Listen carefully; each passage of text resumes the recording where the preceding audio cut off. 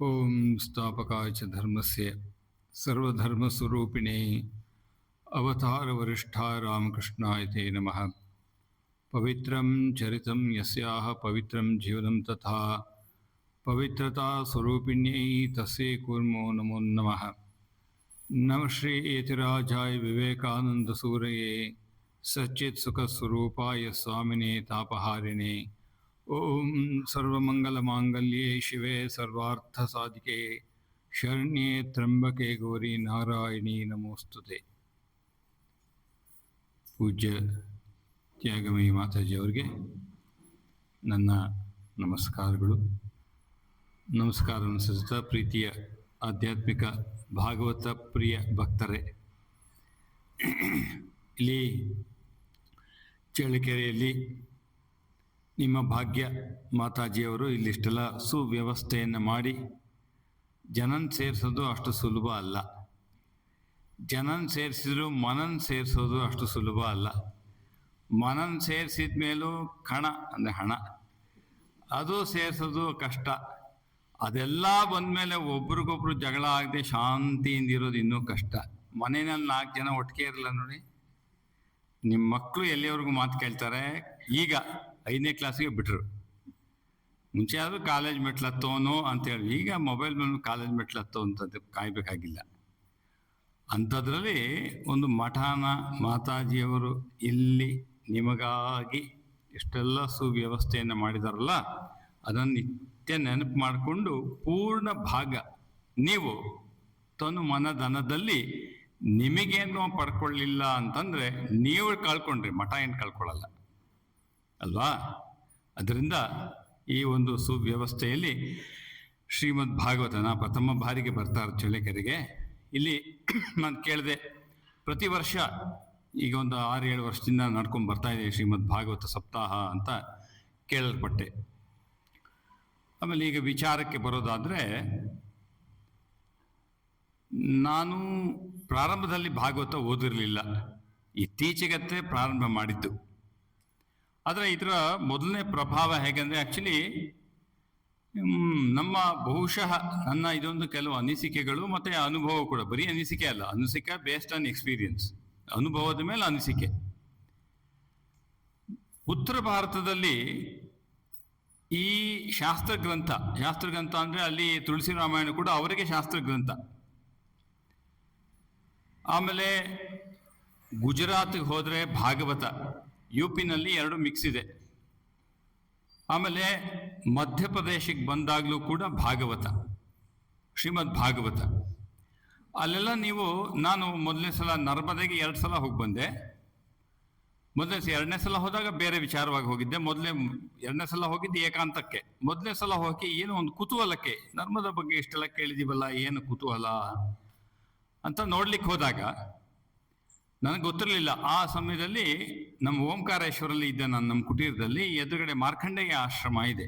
ನಮ್ಮ ನದಿ ಹೋದವ್ರು ಗೊತ್ತಿರುತ್ತೆ, ಮಧ್ಯೆ ಐಲ್ಯಾಂಡ್ ಅದು, ಓಂಕಾರೇಶ್ವರ ಇಸ್ ಅನ್ ಐಲ್ಯಾಂಡ್. ಆ ತಟದಲ್ಲಿ ಮಾರ್ಕಂಡೇಯ ರಮಾನಂದ ಸರಸ್ವತಿಗಳು, ಆ ಕಡೆಗೆ ನಡೆದಾಡುವ ದೇವರು ಅಂತ ಕರೀತಾರೆ, ಈ ಕಡೆ ಅವರು ಬ್ರಹ್ಮಜ್ಞಾನಿ ಅಂತ ಆ ಕಡೆ ಜನ ಹೇಳ್ತಾರೆ. ಹಾಗಾಗಿ ಅವ್ರನ್ನ ಹುಡ್ಕೊಂಡು ಹೋಗಿದ್ದೆ ನೋಡ್ಲಿಕ್ಕೆ, ಅವ್ರು ನೋಡ್ಲಿಕ್ಕೆ ಹೋಗಿದ್ದು ನಾನು.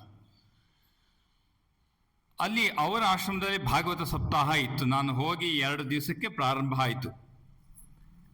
ಸಾಯಂಕಾಲ 3 ಗಂಟೆಗೆ ಪ್ರಾರಂಭ ಆಗುತ್ತೆ ಸಾಧಾರಣವಾಗಿ, ಜನರಲ್ ಸಾಯಂಕಾಲ.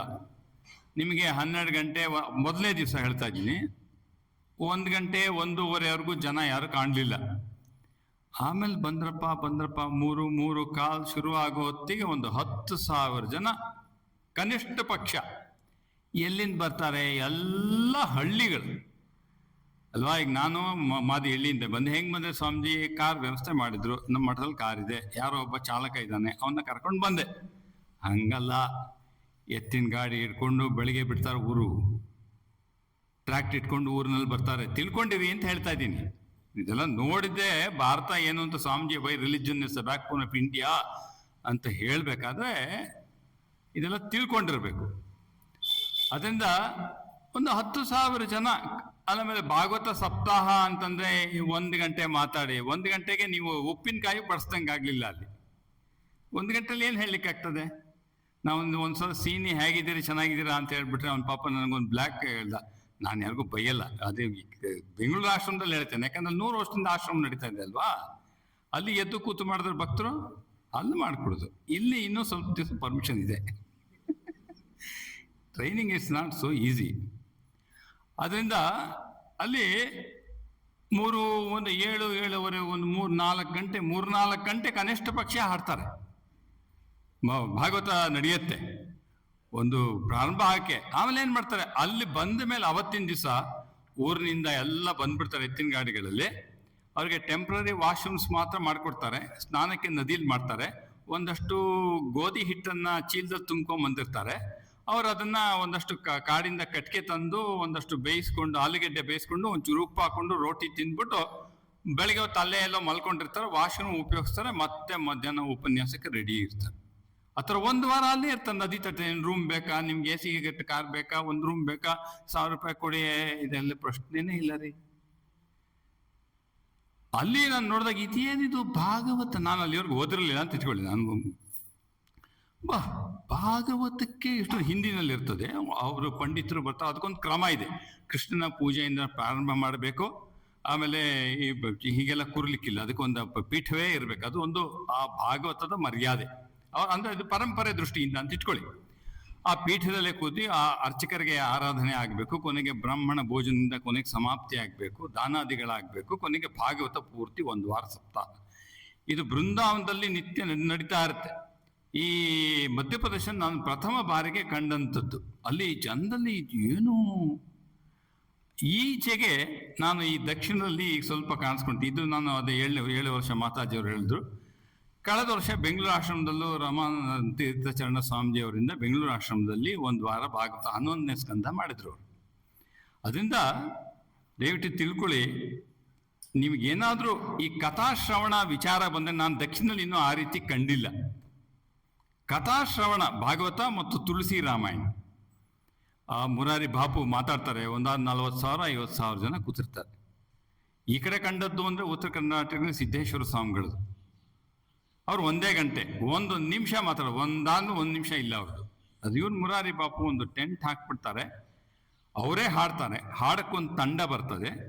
ಆ ಎಲ್ಲೆಲ್ಲೇ ತುಳಸಿನ ಕೋಟ್ ಮಾಡಬೇಕು ಅದು ಹೇಳಬೇಕು, ಅದಕ್ಕೊಂದು ರಾಗ ಹಾಕ್ಬಿಟ್ಟಿದ್ದಾರೆ. ಅವರು ಶುರು ಮಾಡ್ತಾರೆ. ಆಮೇಲೆ ಅದೊಂದು 10 ನಿಮಿಷ 1/4 ಗಂಟೆ ನಾಮ ಸಂಕೀರ್ತನೆ ನಡೆಯುತ್ತೆ. ಮತ್ತೆ ಅಲ್ಲಿಂದ ತಗೊಳ್ತಾರೆ. ಹಾಗೆ ಮುಂದಕ್ಕೆ ಹೋಗುತ್ತೆ. ಅದು ಸಮಯ ಸಂದರ್ಭ ಅವರು ಹೇಳ್ತಾ ಇರ್ತಾರೆ. 2 ಗಂಟೆ 3 ಗಂಟೆ ಹೇಳ್ತಾ ಇರ್ತಾರೆ. 1 ವಾರ ಢೇರೆನಲ್ಲೇ ಎಲ್ಲ ಇರೋದು. ಅದರಿಂದ ಈ ಪರಂಪರೆಯಲ್ಲಿ ಈ ಕಥಾಶ್ರವಣ ಇದೆಯಲ್ಲ, ಅದಕ್ಕೆ ನಾವು ಈ ಕಡೆಗೆ ನಾಮಜಪಕ್ಕೆ ಏನು ಮಹಾತ್ಮ್ಯವನ್ನು ಕೊಡ್ತೀವೋ, ಭಾಗವತಕ್ಕೆ ಆ ಮಹಾತ್ಮ್ಯವನ್ನು ಕೊಡ್ತಾರೆ. ಇದು ಉತ್ತರ ಕರ್ನಾಟಕದ, ಉತ್ತರ ಭಾರತದ ಪರಂಪರೆ. ಇದು ನಾನು ಕಂಡಿದ್ದು. ಆಮೇಲೆ ಈ ಭಾಗವತದ 2-3 ಅಂಶ ಮಾತ್ರ ಹೇಳ್ತೀನಿ, ಜಾಸ್ತಿ ಹೇಳಿಕ್ಕೆ ಹೋಗೋದಿಲ್ಲ. ಅದರದ್ದೇ ಒಂದು ವಿಚಾರ ಇದೆ. ಈಗ ನಮ್ಮಲ್ಲಿ ಏನು ಹೇಳ್ತಾರೆ ಹೇಳಿ, ನೋಡಪ್ಪ, ಒಂದಷ್ಟು ಜೀವನದಲ್ಲಿ ಎಲ್ಲ ರೀತಿಯಾಗಿ ನನ್ನ ನ್ಯೂನ್ಯತೆಗಳನ್ನು ಕಳ್ಕೊಂಡಿಲ್ಲ, ಅಥವಾ ದೌರ್ಬಲ್ಯಗಳಿದೆ, ಸಾಧನೆ ಮಾಡ್ಲಿಕ್ಕೆ ಪ್ರಾರಂಭ ಮಾಡಿ ಜಪವೋ ಪ್ರಾರ್ಥನೆಯೋ ಪ್ರಾಯಶ್ಚಿತ್ತ ಅಂತ ಹೇಳ್ತಾರಲ್ವ. ಈಗ ಮೂಲ ಶ್ರೀರಾಮಕೃಷ್ಣ ಹೇಳ್ಬಿಟ್ಟಿದ್ದಾರೆ, ಮನುಷ್ಯನ ಜೀವನದ ಉದ್ದೇಶ ಏನಪ್ಪ, ಭಗವಂತನ ಕಾಣೋದು. ಮಾನವರ ಜೀವನ ಉದ್ದೇಶ ಭಗವಂತ ಲಾಭ, ಭಗವಂತನ ಪಡೆಯೋದು ಅಂತ. ಅಲ್ಲಿ ಈ ನಮ್ಮ ಭಾಗವತವನ್ನು ಅದಕ್ಕೆ ಅವ್ರಿಗೇನು ಅಂದರೆ, ಇದೊಂದು ಶಾಸ್ತ್ರ ವಿಧೀಯತೆ. ಇದು ಶಾಸ್ತ್ರ ಅಂತಂದ್ರೆ ಯಾವ ರೀತಿ ಅರ್ಥ ಮಾಡ್ಕೊಳ್ತೀರಿ? ಶಾಸ್ತ್ರ ಅಂತಂದ್ರೆ, ಈಗ 1ನೇ ದಿವಸ ನಿಮಗೆ ಪುರುಷಾರ್ಥದ ಬಗ್ಗೆ ಹೇಳಿದ, ಧರ್ಮಾರ್ಥ ಕಾಮ ಮೋಕ್ಷ ಹೇಳಿದರು. ಆದರೆ ಭಾಗವತದಲ್ಲಿ ಚತುರ್ವಿಧ ಪುರುಷಾರ್ಥ ಹೇಳಲ್ಲ, ಅಲ್ಲಿ ಪಂಚವಿಧ ಪುರುಷಾರ್ಥ: ಧರ್ಮ, ಅರ್ಥ, ಕಾಮ, ಮೋಕ್ಷ, ಭಕ್ತಿ. ಭಾಗವತ ಪಂಚವಿಧ ಪುರುಷಾರ್ಥವನ್ನು ಹೇಳ್ತದೆ. ಭಕ್ತಿ ಕೂಡ ಪುರುಷಾರ್ಥದಲ್ಲಿ ಕಡೆಯ. ಅದಕ್ಕೆ ನೀವು ಬಹುಶಃ ನೀವು ಭಾಗವತ ಓದಿದ್ಮೇಲೆ, ಯಾರು ಶ್ರೀರಾಮಕೃಷ್ಣ ಪರಂಪರೆಯಲ್ಲಿ ಬಂದವರೋ ಅವ್ರಿಗೊಂದು ಸಲಹೆ ಕೊಡ್ತೇನೆ. ನೀವು ಸ್ವಲ್ಪ ಭಾಗವತ ಓದಿ, ಆಮೇಲೆ ವಚನ ವೇದ ಓದಿ. ತುಂಬ ಸಮಯ ಕೊಡಬೇಕು ಅಂತಲ್ಲ, ನಿಮ್ಗೆ ಎಷ್ಟಾಗುತ್ತೋ ಅಷ್ಟು ಓದಿ. ಎಲ್ಲನೂ ಓದ್ಲಿಕ್ಕೆ ಆಗೋದಿಲ್ಲ. ಪ್ರಥಮ ಸ್ಕಂದ ಓದಿ, ಆಮೇಲೆ 11ನೇ ಸ್ಕಂದ ಓದಿ, 12ರಲ್ಲಿ ಕಲಿಧರ್ಮ ಇತ್ಯಾದಿಗಳೆಲ್ಲ ಬರ್ತದೆ, ಅದು ಓದಿ. ಅದಾದಮೇಲೆ ಉದ್ಧವ ಗೀತ ಭಾಳ ಫೇಮಸ್, ಇವತ್ತು ಸ್ವಲ್ಪ ಅದರ ಬಗ್ಗೆ ಹೇಳ್ತೇನೆ ನಾನು. ಉದ್ಧವ ಗೀತ ಇದೆಲ್ಲ ಓದಿದ ಮೇಲೆ ಶ್ರೀರಾಮಕೃಷ್ಣರು ವಚನ ವೇದವನ್ನು ಓದಿ. ಆಗ ಅಫ್ಕೋರ್ಸ್ ಬ್ರಹ್ಮಸೂತ್ರ ಎಲ್ಲ ನಿಮ್ಗೆ ಹೇಳೋದಿಲ್ಲ, ಬೇಕಾದವ್ರಿಗೆ. ಅದು ಓದಿದಾಗ ನಮಗೆ ಶ್ರೀರಾಮಕೃಷ್ಣರು ಒಂದು ಮಾತು ಹೇಳ್ತಾರೆ. ಏನು ಹೇಳ್ತಾರೆ ಹೇಳಿ? ಭಗವಂತ ಬೇಕಾದ್ರೆ ಮುಕ್ತಿ ಕೊಡ್ತಾನೆ, ಭಕ್ತಿ ಕೊಡಲ್ಲ. ಯಾರು ವಚನ ವೇದ ಓದಿದ್ದೀರೋ ಅವ್ರಿಗೆ ನೆನಪಿರ್ತದೆ, ಶ್ರೀರಾಮಕೃಷ್ಣ ವಚನ ವೇದದಲ್ಲಿ ಹೇಳ್ತಾರೆ ಭಗವಂತ ಬೇಕಾದ್ರೆ ಮುಕ್ತಿ ಕೊಡ್ತಾನಂತೆ, ಭಕ್ತಿ ಕೊಡಲ್ಲ. ಯಾಕೆ? ನಿನ್ನ ದಾಸನಾಗಿ ಬಿಡುತ್ತಾನೆ ಭಗವಂತ, ನೀನ್ ಹೇಳ್ದಂಗೆ ಕುಣಿಬೇಕಲ್ಲ ಅವನು, ಅಲ್ಲ? ಆದ್ದರಿಂದ ಭಗವಂತ ಭಕ್ತಿ ಕೊಡೋ, ಅದಕ್ಕೆ ಭಕ್ತಿ ಪ್ರಧಾನ ಶಾಸ್ತ್ರ ಅಂದ್ರೆ ಒಂದು ದೃಷ್ಟಿಯಲ್ಲಿ ಅದಕ್ಕೆ ಇವರು ಈ ಭಾಗವತ ಚತುರ್ಪುರುಷಾರ್ಥ ಅಲ್ಲ, ಪಂಚಮ ಅಂತಂದ್ರೆ ಈ ಭಕ್ತಿಯನ್ನು ಸೇರಿಸ್ತಾರೆ. ಆಮೇಲೆ ಭಕ್ತಿ ಎಂದಾಗ ನನಗೊಂದು ಶ್ಲೋಕ ಬಹಳ ನೀವು ಗಮನಿಸಿರ್ಬೇಕು. ಅದು ನಾನು ಶಿವಾನಂದ ಲಹರಿಯಿಂದ ಕೋಟ್ ಮಾಡ್ತೀನಿ. ಬಹಳ ಬಹುಶಃ ಶಂಕರ ಹಿಂಗೆಲ್ಲ ಹೇಳ್ಬೋದಾ ಅಂತ ನಿಮ್ಗೆ ಅನ್ಸುತ್ತೆ. ಶಂಕರಾಚಾರ್ಯರು ಶಿವಾನಂದ ಲಹರಿಯಲ್ಲಿ ಬರಿಬೇಕಾದ್ರೆ ಎಷ್ಟು ಅದ್ಭುತವಾಗಿ ಬರೆದಿದ್ದಾರೆ ನೋಡಿ, ಗಮನಿಸಿ. ಒಂದೊಂದೇ ಪದ ಸಂಸ್ಕೃತ ಬಹಳ ಕನ್ನಡ ಥರನೇ ಬರೆದಿದ್ದಾರೆ. ಸಂಸ್ಕೃತ ಗೊತ್ತಿಲ್ಲ ಸ್ವಾಮೀಜಿ ಅಂತ ಹೇಳ್ಬೇಡಿ, ಕೇಳಿಸ್ಕೊಂಡು ಸಾಕು. ಕನ್ನಡ ಪದಗಳಿಗೆ ವಿಭಕ್ತಿ ಪ್ರತ್ಯಯವನ್ನು ಸೇರಿಸಿದ್ರು ಸಂಸ್ಕೃತ ಆಗ್ತದೆ, ಸರಳ ಸಂಸ್ಕೃತ. ಗಚ್ಚಾಮಿ, ಆಗಚ್ಚತಿ, ಭವಾನ್, ಭೋಜನಂ, ಖಿಲ, ಇಷ್ಟೇ ಸೇರಿಸ್ಕೊಂಡು ಸಂಸ್ಕೃತ ಆಗ್ಬಿಡುತ್ತೆ. ಆರೋಗ್ಯಂ ಸಮ್ಯಕ್ ಅಸ್ತಿವಾ, ಆರೋಗ್ಯಂ ಅಂದ್ರೆ ಅರ್ಥ ಆಗುತ್ತಲ್ವಾ? ಸಮ್ಯಕ್ ಸರಿಯಾಗಿ, ಸಮ್ಯಕ್ ಅಂತ ಪದ ಹೋಗಿ, ಅಸ್ತಿ ಇದೆಯಾ ಅಂತ. ವಾ ಅಂತಂದ್ರೆ ಪ್ರಶ್ನೆ ಸಂಸ್ಕೃತದಲ್ಲಿ, ವಾ ಇವಾ ಇದೆಲ್ಲ. ಎಷ್ಟು ಸರಳಾಗಿದೆ ಅಲ್ಲ ಸಂಸ್ಕೃತ. ಕಲೀಲಿಲ್ಲ ಶಾಲೆಯಲ್ಲಿ, ಮೇಷ್ಟ್ರನ್ನ ಬೈದಿದ್ದೆ ಆಯ್ತು, ಪಾಠ ಮಾಡಕ್ಕೆ ಬರಲಿಲ್ಲ ಮೇಷ್ಟ್ರಿಗೆ ಅಂತ. ಈ ಶಿವಾನಂದ ಲಹರಿಯಲ್ಲಿ ನಾ ಇದು ಓದಿದಾಗ ಎಷ್ಟು ಖುಷಿ ಆಯ್ತು ಗೊತ್ತಾ, ಶಂಕರಾಚಾರ್ಯ ಎಷ್ಟು ಸುಂದರವಾಗಿ ಬರೀತಾರೆ ಅಂತಂದ್ರೆ, ನರತ್ವಂ, ನರ ಅಂದ್ರೆ ಅರ್ಥ ಆಗುತ್ತಲ್ವ ಮನುಷ್ಯ, ನರತ್ವಂ ಅಂದ್ರೆ ಅದು ಉಳ್ಳವನು, ನರತ್ವಂ, ದೇವತ್ವಂ, ನಗವನ ಮೃಗತ್ವಂ, ಮಶಕತ ಪಶುತ್ವಂ, ಕೀಟಕತ್ವಂ ಭವತು ವಿಹಗತ್ಯಾದಿ ಜನನಂ. ಅಂದ್ರೆ ನೀನು ಕೀಟ, ಪಶು, ದೇವ, ಮಾನವ ಇತ್ಯಾದಿ ಆಗಿದ್ದಿ. ಸದಾ ತತ್ ತ್ವತ್ ತತ್ತಲ್ಲ, ಸದಾ ತ್ವತ್ ನಿನ್ನ, ಸದಾ ತ್ವತ್ ನಿನ್ನ ಪಾದಾಬ್ಜ ಸ್ಮರಣ ಸ್ಮರಣಮಾನಂದ ಲಹರಿ ವಿಹಾರಸಕ್ತಂ ಚೇತ್ ಧೃತಮಿಹ ಕಿಂ ತೇನ ವಪುಷಾ. ಏನು ಹೇಳ್ತಾ ಇದ್ದಾರೆ ಅಂತಂದ್ರೆ, ಈಗ ಏನಪ್ಪ ಶ್ರೇಷ್ಠ ಜನ್ಮ ಯಾವುದು? ಮಾನವ ಜನ್ಮ. ಈ ಗರುಡ ಪುರಾಣ ಏನು ಹೇಳುತ್ತೆ? 82 ಲಕ್ಷ ಯೋನಿಗಳಾದ್ಮೇಲೆ ಮಾನವನಾಗಿ ಹುಟ್ಟೋದು ಅಲ್ಲ. ಈ ಅಂತ್ಯಷ್ಟಿಗಳ ಹೆಚ್ಚಿಂದ ಗರುಡ ಪುರಾಣದಲ್ಲಿ 13ನೇ ದಿವಸದಲ್ಲೆಲ್ಲ ಹೇಳ್ತಾರಲ್ಲ, ಅದು ಗರುಡ ಪುರಾಣದಿಂದ ಕೋಟ್ ಮಾಡೋದು. ಅಂದ್ರೆ ಏನು ಹೇಳ್ತಾರೆ? 82 ಲಕ್ಷ ಯೋನಿಗಳಾದ್ಮೇಲೆ ಮಾನವನಾಗಿ ಹುಟ್ಟುತ್ತಾನೆ ಅಂತ. ಶಂಕರ ಏನು ಹೇಳ್ತಾ ಇದ್ದಾರೆ ಇಲ್ಲಿ? ನನಗೆ ಓದಿದಾಗ ಇವ್ರು ಹಿಂಗೆಲ್ಲ ಹೇಳ್ತಾರ ಅಂತ ನನಗೆ ಏನು ಹೇಳ್ತಾ ಇದ್ದಾರೆ, ಅವಳು ಶಿವನಿಗೆ, ಶಿವಾನಂದ ಲಹರಿಯಲ್ಲಿ ಶಿವನಿಗೆ ಪ್ರಾರ್ಥನೆ ಮಾಡ್ತಾ ಇರೋದು. ಶಂಕರಾಚಾರ್ಯ ಹೇಳ್ತಾ ಇದ್ದಾರೆ, ಓ ಶಿವನೇ, ನೀವು ದೇವ ಯೋನಿ ಕೊಡು, ಕೀಟ ಯೋನಿ ಕೊಡು, ಯಾವುದಾದ್ರೂ ಯೋನಿ ಕೊಡು, ನಾನು ಪಶು ಆಗಿರಲಿ, ಅದು ಭಕ್ತಿ ಕೊಡು. ನಿನ್ನ ಪಾದ ಪದ್ಮದಲ್ಲಿ ಭಕ್ತಿಯನ್ನು ಕೊಡು. ಯೋನಿ ಯಾವುದಾದ್ರೂ ಪರವಾಗಿಲ್ಲ, ನಾವು ಮಾನವನಾಗ್ಲೇಬೇಕು ಅಂತ ಚಿಂತೆ ಇಲ್ಲ. ಕೀಟವಾಗಿಯೂ ಕೂಡ ಜನ್ಮ ಕೊಡು, ಆದರೆ ನಿನ್ನಲ್ಲಿ ಭಕ್ತಿ ಕೊಡು. ಈ ಭಕ್ತಿ ಪ್ರಧಾನ ಶಾಸ್ತ್ರ ಭಾಗವತ. ಅಫ್ಕೋರ್ಸ್ ನೀವು ಮೊದಲೇ ಸ್ಕಂದದಲ್ಲಿ ಪ್ರಥಮ ಪರಂ ಸತ್ಯಂ ಧೀಮಹಿ, ಇದ್ರ ಬಗ್ಗೆ ಆ ಒಂದು ಪದ ಇದೆಯಲ್ಲ, ಮೊದಲನೇ ಶುರು ಆಗದೆ ಪರಂ ಜನ್ಮಾದ್ಯಸ ಯತಃ ಅಂತ ಭಾಗವತ ಪ್ರಾರಂಭ ಆಗುತ್ತೆ. ಅವನ್ ಮುಂದುವರಿತಾ ಕಡೆಯ ಸಾಲು, ಅದು ಮೊದಲನೇ ಇದರಲ್ಲಿ ಕಡೆಯ ಸಾಲು ಪರಂ ಸತ್ಯಂ ಧೀಮಹಿ. ಇದು ನೆನ್ಪಿಟ್ಕೋಬೇಕು, ಪರಂ ಸತ್ಯಂ ಧೀಮಹಿ ಭಾಗವತದ ಬಹಳ ಮುಖ್ಯವಾದ ಪದ, ತುಂಬಾ ಮುಖ್ಯವಾದ. ಇದನ್ನ ಬಹಳ 3-4 ದಿವಸ ಈ ಪರಂ ಸತ್ಯಂ ಧೀಮಹಿ ಬಗ್ಗೆನೇ ವಿಶ್ಲೇಷಣೆ ನಡೆಯುತ್ತೆ. ಜನ್ಮಾದ್ಯಸ್ಯ ಎಂದು ಶುರು ಮಾಡಿ ಪರಂ ಸತ್ಯಂ ಧೀಮಹಿ ನೀವೇನೋ ಓದಿದ್ರೆ ಅದ್ವೈತ ವೇದಾಂತ ಹೇಳ್ತಾ ಇದೆಯಾ ಭಾಗವತ ಅಂತ ಅನ್ಸುತ್ತೆ ನಮಗೆ. ಆದ್ರೆ ಇಲ್ಲಿ ಶಂಕರರು ಇದನ್ನ ಹೇಳಿ, ಈ ಶ್ಲೋಕವನ್ನು ಹೇಳಿ ಅವ್ರು ಹೇಳ್ತಾರೆ, ಇದು ಭಕ್ತಿಯನ್ನ ಕೊಡು ನೀನು ಪಾದ ಪದ್ಮದಲ್ಲಿ. ಯಾವ ಮಾನವ ಜನ್ಮನ ಆಗಬೇಕು ಅಂತ ಏನೇ ನಿರ್ಧಾರ ಇಲ್ಲ ಅಂತ ಶಿವನಿಗೆ ಪ್ರಾರ್ಥನೆ ಮಾಡ್ತಾರೆ. ಯಾಕೆ ಅಂತಂದ್ರೆ ಈ ಭಾಗವತ ಪಂಚಪುರುಷಾರ್ಥವನ್ನು ಹೇಳೋದನ್ನು ಭಕ್ತಿಯ ಕೊನೆಗೆ, ಮೋಕ್ಷಕ್ಕೆ ನಂತರ ಧರ್ಮ ಅರ್ಥ ಕಾಮ ಮೋಕ್ಷ ಆದ್ಮೇಲೆ ಭಕ್ತಿ ಬರುತ್ತೆ ಅನ್ನೋ ಅರ್ಥ ಆಯ್ತಲ್ಲ ಅಲ್ಲಿ. ಅದಕ್ಕೆ ಭಕ್ತಿ ಇಸ್ ಮೋರ್ ಇಂಪಾರ್ಟೆಂಟ್ ದ್ಯಾನ್ ಮೋಕ್ಷ. ಅದರಿಂದ ಭಾಗವತ ಅದು ಬಹಳ ವಿಶೇಷ. ಅದು ಅದಕ್ಕೆ ಸಾಧಾರಣವಾಗಿ ಅಂದರೆ ಶಾಸ್ತ್ರೀಯವಾಗಿ ಅದಕ್ಕೆ ಈ ಶಾಸ್ತ್ರದ ಅರ್ಥದಲ್ಲಿ 3 ಹೇಳ್ತಾರೆ. ಅದು ಬ್ರಹ್ಮಸೂತ್ರವೂ ಹೌದು, ಆಮೇಲೆ ಭಕ್ತಿ ಸೂತ್ರವೂ ಹೌದು, ಆಮೇಲೆ ಯೋಗ ಸೂತ್ರವು. ಯೋಗ ಸೂತ್ರ ಪತಂಜಲಿ, ಭಕ್ತಿ ಸೂತ್ರ ನಾರದ, ಬ್ರಹ್ಮಸೂತ್ರ ವೇದವ್ಯಾಸರು. ಈ 3 ಸೂತ್ರಗಳು ಭಾಗವತದಲ್ಲಿ ಸೇರ್ಕೊಂಡಿದೆ ಅಂತ ಹೇಳ್ತಾರೆ. ಈ ಭಾಗವತವನ್ನ ಪರಂಪರೆ ಇದೆ. ಅದು ವಿಷ್ಣು ಬ್ರಹ್ಮನಿಗಳನ್ನ ಅದು ಡೀಟೇಲ್ ಹೇಳಕ್ ಹೋಗಲ್ಲ, ಅದರದ್ದೇ ಒಂದು ವ್ಯಾಖ್ಯಾನ 2 ದಿವಸ ಮಾಡ್ತಾರೆ. ಏನು ಮಾಡ್ತಾರೆ, ಏನೋ ವಿಷ್ಣು ಬ್ರಹ್ಮನಿಗೆ ಹೇಳ್ದ, ಬ್ರಹ್ಮ ಆಮೇಲೆ ವ್ಯಾಸನಿಗೆ ಹೇಳ್ದ, ವ್ಯಾಸ ಶುಕನಿಗೆ ಹೇಳ್ದ, ಶುಕ ಸೂತನಿಗೆ ಹೇಳ್ದ, ಹಿಂಗೆ ಪರಂಪರೆ ಹೋಗ್ತದೆ. ನೀವು 7 ವರ್ಷದಿಂದ ಕೇಳಿರ್ಬೇಕಲ್ಲ, ಎಲ್ಲ ನೆನಪಿದೆಯಲ್ಲ ಇನ್ನೇವು. ಸೊ ಅದನ್ನ ಆ ಪರಂಪರೆನೇ ಹೇಳ್ತಾ, ಅಂದ್ರೆ ಅದು ಯಾವುದು ಯಾಕೆ ಹೀಗೆ ಅಂತ ವಿಚಾರ ಬರ್ತದೆ. ಬ್ರಹ್ಮ ಸೃಷ್ಟಿಯನ್ನು ಮಾಡಬೇಕಿತ್ತು, ಸೃಷ್ಟಿ ಪ್ರಾರಂಭ ಮಾಡಬೇಕು. ಸರಿ, ಅವನೇನು ಬ್ರಹ್ಮ ಯಾರ ಮಗ? ವಿಷ್ಣು ಮಗ. ಅಂದ್ರೆ ಅವನು ನಾಭಿಯಿಂದ, ಕಮಲ ನಾಭಿಯಿಂದ ಹುಟ್ಟಿದ್ರಿಂದ ಅವನು ವಿಷ್ಣುವಿನ ಮಗ ಅಂತ ಒಂದು ಅರ್ಥ ಇದೆ, ಯಾರೋ ಚತುರ್ಮುಖ ಬ್ರಹ್ಮನಿಗೆ.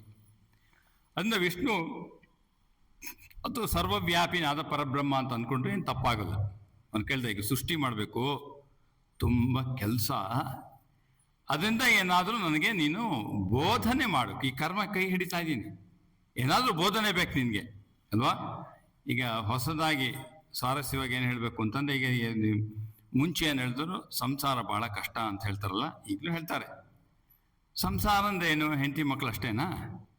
ಈಗ ಹೊಸದಾಗಿ ಸಂಸಾರ ಅಂದ್ರೆ ಇದು ಒಂದೇ. ಆ್ಯಕ್ಚುಲಿ ಹೆಂಡತಿ ಮಕ್ಕಳೆಲ್ಲ ಪ್ರಾಬ್ಲಮ್ ಇಲ್ಲ ಈಗ, ಅದು ಆಗೋಯ್ತು. ಇವ್ರು ಎಲ್ಲ ಕಡೆ ಬರಲ್ಲ ಅಲ್ಲ, ಹೆಂಡತಿ ಮಕ್ಕಳು ಎಲ್ಲ ಕಡೆ ಬರ್ತಾರಾ? ಎಲ್ಲ ಕಡೆ ಬರಲ್ಲ, ಇದು ಮಾತ್ರ ಎಲ್ಲ ಕಡೆ ಬರ್ತದೆ. ನಿಮ್ಮ ಪ್ರೈವಸಿನ ಅರ್ಥ ಮಾಡ್ಕೊಳ್ಳೋದೇ ಇದೆ ಆ್ಯಕ್ಚುಲಿ. ಸೈಬರ್ ಫೋರೆನ್ಸಿಕ್ ಅಂತಲೇ ಒಂದು ಇದಿದೆ ಸಿಸ್ಟಮ್. ಈಗ ಹೊಸದಾಗಿ ಟ್ರಂಪ್ ಇಂಟ್ರಡ್ಯೂಸ್ ಮಾಡಿದ, ನಿಮ್ಮ ಫೇಸ್ಬುಕ್ ಎಲ್ಲ ಕೊಡಬೇಕು ಡೀಟೇಲ್, ಅಲ್ಲ ಅಕೌಂಟ್ ಡೀಟೇಲ್ಸ್ ಚೆಕ್ ಮಾಡ್ತಾರೆ. ಅದು ಒಪ್ಪಿದ್ರೆ ಕೂಡ ನಿಮ್ಮ ಇಮಿಗ್ರೇಷನ್ ಸಿಗೋದು USA ಈಗ ರೀಸೆಂಟ್. ಅದರಿಂದ ಈಗ ಅವನೇನು ಮಾಡ್ತಾನೆ, ಬ್ರಹ್ಮ ಸಂಸಾರ ಸೃಷ್ಟಿ ಮಾಡ್ತಾ ಇದ್ದಾನೆ. ಆ ಸೃಷ್ಟಿ ಮಾಡ್ಬೇಕಾದ್ರೆ ಅವನು ಕೇಳ್ತಾ, ಈಗ ವಿಷ್ಣು ಕೇಳ್ತಾನೆ, ಅಪ್ಪ ನನಗೆ ಈಗ ನೀ ಏನಾದರೂ ಬೋಧನೆ ಮಾಡಬೇಕು. ಅದೇ ಚತುಸ್ಸೂತ್ರಿ. ಭಾಗವತದ ಪ್ರಾರಂಭ ವಿಷ್ಣು ಹೇಳೋದು ಬ್ರಹ್ಮನಿಗೆ ಚತುಸ್ಸೂತ್ರಿ. ಇಲ್ಲಿ ಯಾಕೆ ಹೇಳ್ತಾ ಇದ್ದೀನಿ ಅಂದರೆ, ಪರಂ ಸತ್ಯಂ ಧೀಮಹಿ ಮೊದಲನೇ ವಾಕ್ಯ, ಭಾಗವತದ ಮೊದಲನೇ ವಾಕ್ಯ. 12 ಸ್ಕಂದ ಇದೆ ಅಲ್ವಾ, 1 ರಿಂದ 12 ಸ್ಕಂದ, ಸುಮಾರು 14,000 ಶ್ಲೋಕಗಳು ಭಾಗವತದಲ್ಲಿ. ಮೊದಲನೇ ವಾಕ್ಯ ಪ್ರಾರಂಭ ಮಾಡೋದು ಪರಂ ಸತ್ಯಂ ಧೀಮಹಿ, ಮತ್ತೆ 12ನೇ ಸ್ಕಂದದ ಕಡೆಯ ವಾಕ್ಯ ಪರಂ ಸತ್ಯಂ ಧೀಮಹಿ. ಪರಂ ಅಂತಂದ್ರೇನು? ಉತ್ಕೃಷ್ಟವಾದ ಪರಮ ಸತ್ಯದ ಮೇಲೆ ನೀನು ಧ್ಯಾನಿಸು ಅಂತ. ಇದರಲ್ಲಿ ವಿಶೇಷ ಏನು ಗೊತ್ತಾ? ಪರಂ ರಾಮಂ ಧೀಮಹಿ, ನೀವು ರಾಮ ಭಕ್ತ ಆದ್ರೆ ಪರಂ ರಾಮಂ ಧೀಮಹಿ ಅಂತ ಮಾಡ್ಕೋಬಹುದು. ಕೃಷ್ಣ ಭಕ್ತರ ಪರಂ ಕೃಷ್ಣಂ ಧೀಮಹಿ ಮಾಡ್ಕೋಬಹುದು. ಇಲ್ಲಪ್ಪ ನಾವು ರಾಮಕೃಷ್ಣ ಭಕ್ತರು, ಪರಂ ರಾಮಕೃಷ್ಣಂ ಧೀಮಹಿ. ಇಲ್ಲ ನಮ್ಗೆ ಇವರು ಬೇಡ, ನಮ್ಗೆ ದೇವಿ, ಪರಂ ದೇವಿ ಧೀಮಹಿ. ಸತ್ಯದ ಮೇಲೆ ನಾನು ಧ್ಯಾನಿಸುತ್ತೇನೆ ಅಂತ ಪ್ರಾರಂಭ ಆಗ, ಸತ್ಯದ ಮೇಲೆ ಧ್ಯಾನ ಮಾಡುವಂತ. ಸತ್ಯದ ಮೇಲೆ ಯಾಕೆ ಧ್ಯಾನ ಮಾಡಬೇಕು? ಅದಕ್ಕೆ ಆ ಚತುಸ್ಸೂತ್ರಿ ಬ್ರಹ್ಮನಲ್ಲಿ ವಿಚಾರ ಏನು, ಕರ್ಮ ಮಾಡಬೇಕಾದ್ರೆ ನೀನು ಕರ್ತ ಅಲ್ಲ ಅನ್ನೋ ವಿಚಾರ ನಿಂಗೆ ಗೊತ್ತಿಲ್ಲದೆ ಇದ್ರೆ ಕರ್ಮದಿಂದ ನಿಂಗೆ ಬಂಧನ ಉಂಟಾಗ್ತದೆ. ನಾನು ತುಂಬಾ ಫಿಲಾಸಫಿ ಚೂರು ಇಂಟ್ರಡಕ್ಷನ್ ಬೇಕು, ಇದೆಲ್ಲ ಅರ್ಥ ಆಗಿಲ್ಲ ಅಂದ್ರೆ ಭಾಗವತ ಅರ್ಥ ಆಗಿಲ್ಲ. ಭಾಗವತ ಬಹಳ ಅದ್ಭುತವಾಗಿದೆ, ಸ್ವಲ್ಪ ಸಮಯ ಬೇಕು. ಅಫ್ಕೋರ್ಸ್ ನಿಮ್ಮ ಭಾಗ್ಯ ಏನು 7 ದಿವಸ ಕೇಳ್ತಿರಲ್ಲ, ಶ್ರವಣ ಮಾಡಿದ್ರೆ ಮುಕ್ತಿ ಅಂತೆ ಭಾಗವತ ರೀ. ಏನು ಭಾಗವತ ಅಲ್ಲೆಲ್ಲ ಹೆಂಗೆ ಹೇಳ್ತಾರೆ ಗೊತ್ತಾ? ಕೇಳಿಸ್ಕೊಂಡೆ ಸಾಕಂತ್ರಿ, ಜಪ ಮಾಡ್ಬೇಕಲ್ಲ, ಧ್ಯಾನ ಕಷ್ಟ ಅಲ್ಲ, ಜಪ ಗುರುಗಳು ಹೇಳ್ತಾರೆ ಇಷ್ಟು ಜಪ. ಹೋಲಿ ಮದರ್ ಏನು ಹೇಳ್ತಾರೆ, 15,000 20,000 ಒಂದು ದಿವಸ ಜಪ ಮಾಡಿದ್ರೆ ನನ್ನ ಕೇಳಕ್ಕೆ ಬರಬೇಡ ಅಂತ ಹೇಳ್ತಾರೆ ಹೋಲಿ ಮದರ್. ಯಾರೋ ಕೇಳ್ತಾರೆ ಏನು ಮುಂದುವರಿತಿಲ್ಲ. ಮುಂದುವರಿಬೇಕು ಅನ್ನೋ ಪ್ರಶ್ನೆ ಬಂದ್ರೆ ದಿನಕ್ಕೆ 15,000 20,000 ಮಾಡು, ಆಮೇಲೆ ಬಾ, ಇಲ್ಲಾಂದ್ರೆ ಬರಬೇಡ ಅಂತ ಹೋಲಿ ಮದರ್ ಹೇಳಿದ್ದಾರೆ. ಸರಿ, ನೀವು ಇಷ್ಟೆಲ್ಲ ಯಾವಾಗಪ್ಪ ಮಾಡೋದು? ಅದಕ್ಕೆ ಹೇಳಿದ್ದಾರೆ ಭಾಗವತ ಕೇಳ್ಬಿಡು, ಕಥಾಶ್ರವಣ. ಅದಕ್ಕೆ ಇಲ್ಲಿ ಅದಕ್ಕೆ ಈ ಚತುರ್ಮುಖ ಬ್ರಹ್ಮ ಕರ್ಮಕ್ಕೆ ಕೈ ಸೃಷ್ಟಿಯನ್ನು ಈ ಅಖಂಡ ಬ್ರಹ್ಮಾಂಡ ಸೃಷ್ಟಿ ಮಾಡಬೇಕು. ಆಗ ಅವನಿಗೇನ್ ಮಾಡಬೇಕು?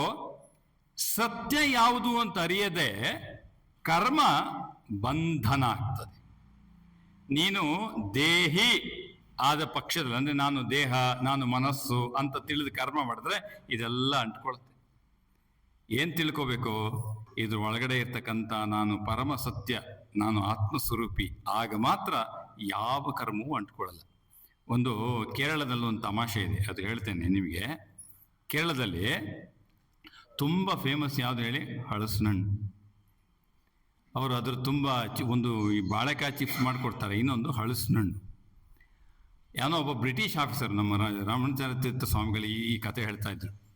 ಯಾವ ಬ್ರಿಟಿಷ್ ಆಫೀಸರು ಕೇರಳಕ್ಕೆ ಹೋಗಿದ್ದಂತೆ. ಹೋದಾಗ ಅದು ದೊಡ್ಡದಾಗಿತ್ತು ಒಂದು ಹಲಸಿನಣ್ಣು. ಅದನ್ನು ನೋಡಿ ಅವನು ಕೇಳಿದ, ವಾಟ್ ಈಸ್ ದಿಸ್ ಅಂತ. ಇಟ್ಸ್ ಎ ಬಿಗ್ ಫ್ರೂಟ್, ಹಣ್ಣು. Is it so? Is it nice to eat? ಚೆನ್ನಾಗಿರುತ್ತಾ ಅಂತ. Very tasty, jack fruits are very tasty. ಇವನು ಹೇಳ್ದ ಕೇರಳದವನು, very tasty. Then I need one. ತುಂಬ ರುಚಿಯಾಗಿರ್ತಿತ್ತು ಅಂತ. ಹಾಗೆ ನಂಗೊಂದು ಬೇಕು ಅಂತ ಅವನು ಅವತ್ತೇ ನೋಡ್ತಾ ಇರೋದು. ಅದಕ್ಕೇನು ಮಾಡ್ದ, ಅವ್ರಿಗೆ ದೊಡ್ಡದು ಒಂದು ಯಾವತ್ತೋ ಕಿತ್ತು ಕೊಟ್ಟರು. ಅವ್ರಿಗೇನಾಗಿತ್ತು, ಇವನಿಗೆ ನಾವು ಸ್ವಲ್ಪ ಪಾಠ ಹಾಕಕ್ಕೆ, ಬ್ರಿಟಿಷರಲ್ಲ, ಬಿಳಿ ಚರ್ಮಕ್ಕೆ ನಾವು ಸ್ವಲ್ಪ ಪಾಠ ಹಾಕೋದು. ನಾವು ಸ್ವಾತಂತ್ರ್ಯ ಕಳ್ಕೊಂಡಿದ್ವಲ್ಲ ಅವ್ರ ಜೊತೆಗೆ. ಅದು ಸ್ವಾತಂತ್ರ್ಯ ಪೂರ್ವದ ಭಾರತದ ಕೇರಳದ ಕಥೆ ಇದು. ಅದಕ್ಕೆ ಇವನು ಸ್ವಲ್ಪ ಪಾಠ ಕಲಿಸ್ಬೇಕು ಅಂತೇಳಿ ಹಣ್ಣು ಕೊಟ್ರಂತೆ. ಬಿಡಿಸೋದು ಹೇಳ್ಕೊಡ್ಲಿಲ್ಲ. ಅವನೆಲ್ಲ ಬರೀ ಮುಳ್ಳು, ಅವನು ಎಲ್ಲ ಕಿಚ್ಚುತ್ತಾ ಇದ್ದಂತೆ, ಕೈಯೆಲ್ಲ ಗಾಯ ಆಗಿದೆ. ಮಾರನೇ ದಿವಸ ಬಂದ, full of wounds. How to open it? ಹಿಂಗೆಲ್ಲ ಸ್ವಲ್ಪ ಬಗಿಬೇಕು, ಹಣ್ಣಿರೋದು ಒಳಗಡೆ. ಅಷ್ಟೇ ಹೇಳ್ಬಿಟ್ಬಿಟ್ರು. ಮತ್ತೆ ಮನೆಗೆ ಹೋದ, ಬಗದ, ಕೈಯೆಲ್ಲ ಅಂಟು, ಅವ್ನ್ ಗಡ್ಡ ಬೇರೆ ಐತಂತೆ, ಎಲ್ಲ ಹಚ್ಕೊಂಡ್ಬಿಟ್ಟ. ಆಮೇಲೆ ಅವ್ನು ಬಂದ, ವಾಟ್ ಟು ಓಪನ್ ಇಟ್? ಆಮೇಲೆ ಅವ್ರು ಹೇಳ್ಕೊಟ್ರು, ಎಣ್ಣೆ ಹಚ್ಚಿ ಇದು ಮಾಡುತ್ತೆ. ಶ್ರೀರಾಮಕೃಷ್ಣ ಉದಾಹರಣೆ ಕೊಡ್ತಾರಲ್ಲ, ಅದಕ್ಕೇನು, ಹಳಸಿನ ಹಣ್ಣು ಹೇಗೆ ಬಿಡಿಸ್ಬೇಕು ಎಂಬ ಜ್ಞಾನ ಇಲ್ಲದಿದ್ದರೆ ಹಳಸಿನ ಹಣ್ಣು ಬಿಡಿಸ್ಬೇಕಾದ್ರೆ ನಮ್ಮ ಮೈಯೆಲ್ಲ ಕಲ್ಲ ಅಂಟಾಗ್ತದೆ. ಜಗತ್ತಿನ ಕರ್ಮದಲ್ಲಿ ಸತ್ಯವನ್ನು ಅರಿಯದಿದ್ದರೆ ಕರ್ಮ ಇದೇ ರೀತಿ ಬಂಧನವಾಗ್ತದೆ. ಅದಕ್ಕೆ ಚತುರ್ಮುಖ ಬ್ರಹ್ಮ ಕೇಳಿದ, ಏನ್ ಮಾಡ್ಲಿ? ಅದಕ್ಕೆ ಭಾಗವತ ಪರಂ ಸತ್ಯಂ ಧೀಮಹಿ ಜನ್ಮಾದ್ಯಸ್ಯ ಯತಃ, ಬ್ರಹ್ಮಸೂತ್ರದಲ್ಲಿ ಅಥಾತೋ ಬ್ರಹ್ಮ ಜಿಜ್ಞಾಸ ಜನ್ಮಾದ್ಯಸ್ಯ ಯತಃ ಶಾಸ್ತ್ರ ಯೋನಿತ್ವಾತ್, ಮೊದಲು 4 ಸೂತ್ರ ಇದು ಬಹಳ ಮುಖ್ಯವಾದದ್ದು ಆಕ್ಚುಲಿ. ಅಂದ್ರೆ ಇದನ್ನ ನೀವು ತಿಳ್ಕೊಂಡ, ಅದಕ್ಕೆ ಅವನು ಹೇಳ್ತಾನೆ ವಿಷ್ಣು, ನೋಡಪ್ಪ, ನೀನು ಆತ್ಮದ ವಿಚಾರವನ್ನು ತಿಳ್ಕೊ, ಕರ್ಮ ಬಂದಂತ ಆಗೋದಿಲ್ಲ. ಯಾವಾಗ ನಮ್ಗೆ ಹೇಗೆ ಅರ್ಥ ಆಗುತ್ತೆ? ಅಲ್ಲ ಸ್ವಾಮೀಜಿ, ನೀವಿದನ್ನೆಲ್ಲ ಇಷ್ಟೆಲ್ಲ ಹೇಳ್ತಾರಲ್ಲ, ಹೇಗೆ ಗೊತ್ತಾಗತ್ತೆ? ಅಲ್ರಿ, ನೀವು ನಿದ್ದೆ ಮಾಡಿದಾಗ ನಿಮಗೆ ಮಾಡಿದ್ದು ಕರ್ಮ ಎಲ್ಲ ಬಂದು ಅಂಟ್ಕೊಂತು ಅಂತ ಏನೋ, ಎಷ್ಟು ಶಾಂತ ನಿತ್ಯ, ಏನೇ ಗಲಾಟೆ ಆಗಿರಲಿ, ನಿತ್ಯ ಮಾಡಿದಾಗ ಎಲ್ಲ ಶಾಂತ ಆಗ್ಲಿಲ್ಲ.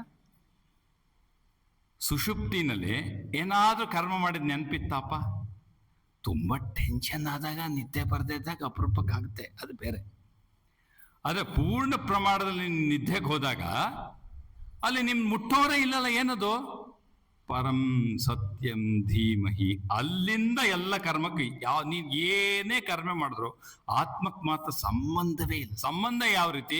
ಸಾಕ್ಷಿ ಭಾವದಲ್ಲಿ ಮಾತ್ರ. ಚತುರ್ಮುಖ ಬ್ರಹ್ಮನಿಗೆ ಈ ಬೋಧೆ ವಿಷ್ಣು ಮೊದಲು ಹೇಳ್ತಾನೆ, ಭಾಗವತದ ಮೊದಲೇ ಭಾಗ ನೋಡು, ಪರಂ ಸತ್ಯಂ ಧೀಮಹಿ ಜನ್ಮಾದ್ಯಸ್ಯ. ನಾ ಆ ಶ್ಲೋಕಕ್ಕೆ ಅರ್ಥ ಹೇಳದ, ಬರೀ ಇಂಟ್ರಡಕ್ಷನ್ ಮಾತ್ರ ಹೇಳ್ತೇನೆ, ನನ್ನ ಭಾಗ ಮುಂದೆ ಇದೆ. ಅಂದ ಅವನು ಏನ್ ಮಾಡ್ತಾನೆ, ಯಾವಾಗ ಇವನು ಚತುರ್ಮುಖ ಬ್ರಹ್ಮ ಈ ಚತುರ್ಸೂತ್ರಿಗಳನ್ನ ಕೇಳಿ ಆಮೇಲೆ ಸೃಷ್ಟಿಯನ್ನ ಪ್ರಾರಂಭ ಮಾಡಿದೆ. ಇದು ಭಾಗವತದ ಪ್ರಾರಂಭ. ಇದು ನಮ್ಮಲ್ಲಿ ಬೆಂಗಳೂರು ಆಶ್ರಮದಲ್ಲಿ 1940s 50s ಸ್ವಾಮಿ ತ್ಯಾಗೀಶಾಂಜಿ ಅಂತ ಅಧ್ಯಕ್ಷರಿದ್ದು, ಯತೀಶ್ವರಂಜಿ ಮಹಾರಾಜ ಮುಂಚೆ. ನಿಮ್ಗೆ ಗೊತ್ತಿರಬೇಕು, ಧ್ಯಾನ ಮತ್ತು ಆಧ್ಯಾತ್ಮಿಕ ಜೀವನ ಪುಸ್ತಕ ಓದಿದ್ದೀರಿ ಅಥವಾ ನೋಡಿದ್ದೀರಿ ಅಥವಾ ಕೇಳಿದ್ದೀರಿ. ಅವರು ಇದ್ದಂತ ಹಿಂದೆ ಸ್ವಾಮಿ ತ್ಯಾಗೀಶಾಂಜಿ ಅಂತ ನಮ್ಮ ಆಶ್ರಮದಲ್ಲಿ ಅಧ್ಯಕ್ಷರಾಗಿದ್ರು. ಸ್ವಾಮಿ ಬ್ರಹ್ಮ ಅಂದ್ರೆ ಶ್ರೀರಾಮಕೃಷ್ಣ ಮಾನಸಪುತ್ರ ಸ್ವಾಮಿ ಬ್ರಹ್ಮ ಅಂದ್ರು. ಅವರ ಶಿಷ್ಯ ಇವರು ಕೇರಳದಿಂದ ಬಂದು ರಾಜಮಂತಂದವರು, ಅವ್ರನ್ನ ಮಂತ್ರದೀಕ್ಷೆ ಪಡೆದು ತದನಂತರ ಬೆಂಗಳೂರು ಆಶ್ರಮದಲ್ಲಿ ಒಂದು 10 ವರ್ಷನೋ ಎಷ್ಟೋ ಅವರು ಅಧ್ಯಕ್ಷರಾಗಿದ್ದರು. ಅವರ ಕಡೆಗಾಲದಲ್ಲಿ, ತ್ಯಾಗೇಶಾಂಜೆಯ ಕಡೆಗಾಲದಲ್ಲಿ ಅವ್ರಿಗೆ ಸ್ಪೈನಲ್ TB ಬಂತು, ಬೋನ್ TB. ಈಗೆಲ್ಲ TBಗೆ ಮದ್ದು ಕಂಡು ಹಿಡಿದ್ಬಿಟ್ಟು, ಯಾವಾಗ TBಗೆ ಭಾಳ ಪ್ರಾಬ್ಲಮ್ ಇತ್ತು. ಈ ಸ್ಪೈನ್ ಬೋನ್ TB ಬಂದ್ಬಿಟ್ಟಿತ್ತು. ಅವ್ರನ್ನ ಬೆಂಗಳೂರಿನಲ್ಲಿ ಆಸ್ಪತ್ರೆ ವ್ಯವಸ್ಥೆ ಇರಲಿಲ್ಲ, ಸರಿಯಾದ ವಿಕ್ಟೋರಿಯಾ ಆಸ್ಪತ್ರೆ ಆ ಥರದ್ದೇನು TB ಕ್ಯೂರ್ ಮಾಡುವಂಥ ವ್ಯವಸ್ಥೆ ಇರಲಿಲ್ಲ. He was admitted to Kolar hospital. ಕೋಲಾರ್ನಲ್ಲಿ TBಗೆ ಅವಾಗ ಟ್ರೀಟ್ಮೆಂಟ್ ಕೊಡ್ತಾ ಇದ್ರು, ಅಲ್ಲಿ ಅಡ್ಮಿಟ್ ಮಾಡಿದ್ರು. ಸರಿ, ಅವ್ರೇನು ಮಾಡಿಬಿಟ್ರು, ಅವ್ರಿಗೆ ಈ ಡ್ರಮ್ ಥರ ಅಂದರೆ ಬೆನ್ನು ಮೂಳೆ ಕುಸಿಯುತ್ತೆ, ಆ್ಯಕ್ಚುಲಿ ಅದೆಲ್ಲ ತಿಂದುಬಿಡುತ್ತೆ TB. ಅವಾಗ ಏನಾಗುತ್ತೆ, ಮೂಳೆ ಕುಸಿಯುತ್ತೆ, ಅವಾಗ ದೇಹ ಬೀಳುತ್ತೆ. ಅದಕ್ಕೆ ಅವ್ರಿಗೆ ಏನು ಮಾಡ್ತಾರೆ, ಡ್ರಮ್ಮನ್ನು ಕಟ್ಟಿಬಿಟ್ಟು ಇದು ಮೂಳೆಗೆ ಪೂರ್ತಿ ಲೈ ಡೌನ್. ಅವರು 15 ದಿವಸ ಹೀಗೆ ಮಲಗಿರೋರು, 15 ದಿವಸ ಹೊಟ್ಟೆ ಮೇಲೆ, ಯಾಕೆ ಬ್ಲಡ್ ಸೋರ್ಸ್ ಆಗಿಬಿಡುತ್ತೆ. ಅದರಿಂದ ಏನು ಮಾಡೋರು, 15 ದಿವಸ ಹೀಗೆ ಮಲಗಿಸೋರು, 15 ದಿವಸ ಹಾಗೆ ಮಲಗಿಸೋರು. ಕೊನೆಯಲ್ಲಿ ಅದೇ ಇದರಿಂದಲೇ ದೇಹವನ್ನು ಬಿಟ್ಟರು. ಅವರು ಮಂತ್ರದ್ರಷ್ಟಾರು, ಅಂದರೆ ಅವ್ರಿಗೆ ಸುವರ್ಣ ಯಾವ ರೀತಿ ನಮ್ಮ ವಿಶ್ವಾಮಿತ್ರ ಋಷಿ ಗಾಯತ್ರಿ ಮಂತ್ರವನ್ನು ಸುವರ್ಣಾಕ್ಷರಲ್ಲಿ ಕಂಡ್ರೋ ಅದಕ್ಕೆ ಮಂತ್ರದ್ರಷ್ಟಾರರು ಅಂತ ಕರೆಯುತ್ತೆ ನಮ್ಮ ಉಪನಿಷತ್ತು. ಅವರು ಮಂತ್ರದ್ರಷ್ಟಾರರು, ಮಂತ್ರಗಳನ್ನೆಲ್ಲ ಸುವರ್ಣಾಕ್ಷರಲ್ಲಿ ಕಂಡಂಥ ಯೋಗಿಗಳು ನಮ್ಮ ಬೆಂಗಳೂರು ಆಶ್ರಮದಲ್ಲಿದ್ದರು. ಅವರು ಕಡೆಯ ಕಾಲದಲ್ಲಿ ಎಲ್ಲ ಪುಸ್ತಕ ಕೇವಲ ಭಾಗವತವನ್ನು ಮಾತ್ರ ಓದ್ತಾ ಇದ್ರು. ದೇಹ ಬಿಡೋವರೆಗೂ ಓದ್ತಾ ಇದ್ದಿದ್ದು ಭಾಗವತ. ಅವ್ರು ದೊಡ್ಡ ವೇದಾಂತಿಗಳು. ಯಾಕೆ ಪ್ರಾರಂಭ ಆಗೋದು ಜನ್ಮಾದ್ಯಸ್ಯ ಯತಃ ಪರಂ ಸತ್ಯಂ ಧೀಮಹಿ, ಈ ಪರಮ ಸತ್ಯದ ಮೇಲೆ ಧ್ಯಾನಿಸು.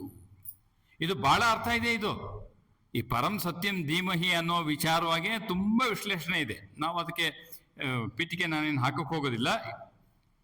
ಇಷ್ಟು ಇದು ಪ್ರಸ್ತಾವನೆ, ಭಾಗವತಕ್ಕೆ ಪ್ರಸ್ತಾವನೆ. ಅದಕ್ಕೆ ಇದು ಭಾಗವತ ದರ್ಶನ ಅಂತ. ಯಾಕೆ ನಮ್ಮಲ್ಲಿ ಷಡ್ ದರ್ಶನಗಳಿದೆಯೋ, ನ್ಯಾಯ, ಸಾಂಖ್ಯ, ಯೋಗ, ವೇದಾಂತ. ಈ ಭಾಗವತನ ಇದು ಪುರಾಣ ಆದರೂ ಕೂಡ ಮಹಾಪುರಾಣ, ಇದನ್ನು ದರ್ಶನ ಶಾಸ್ತ್ರ ಅಂತಂದು ಕೂಡ ಹೇಳ್ತಾರೆ.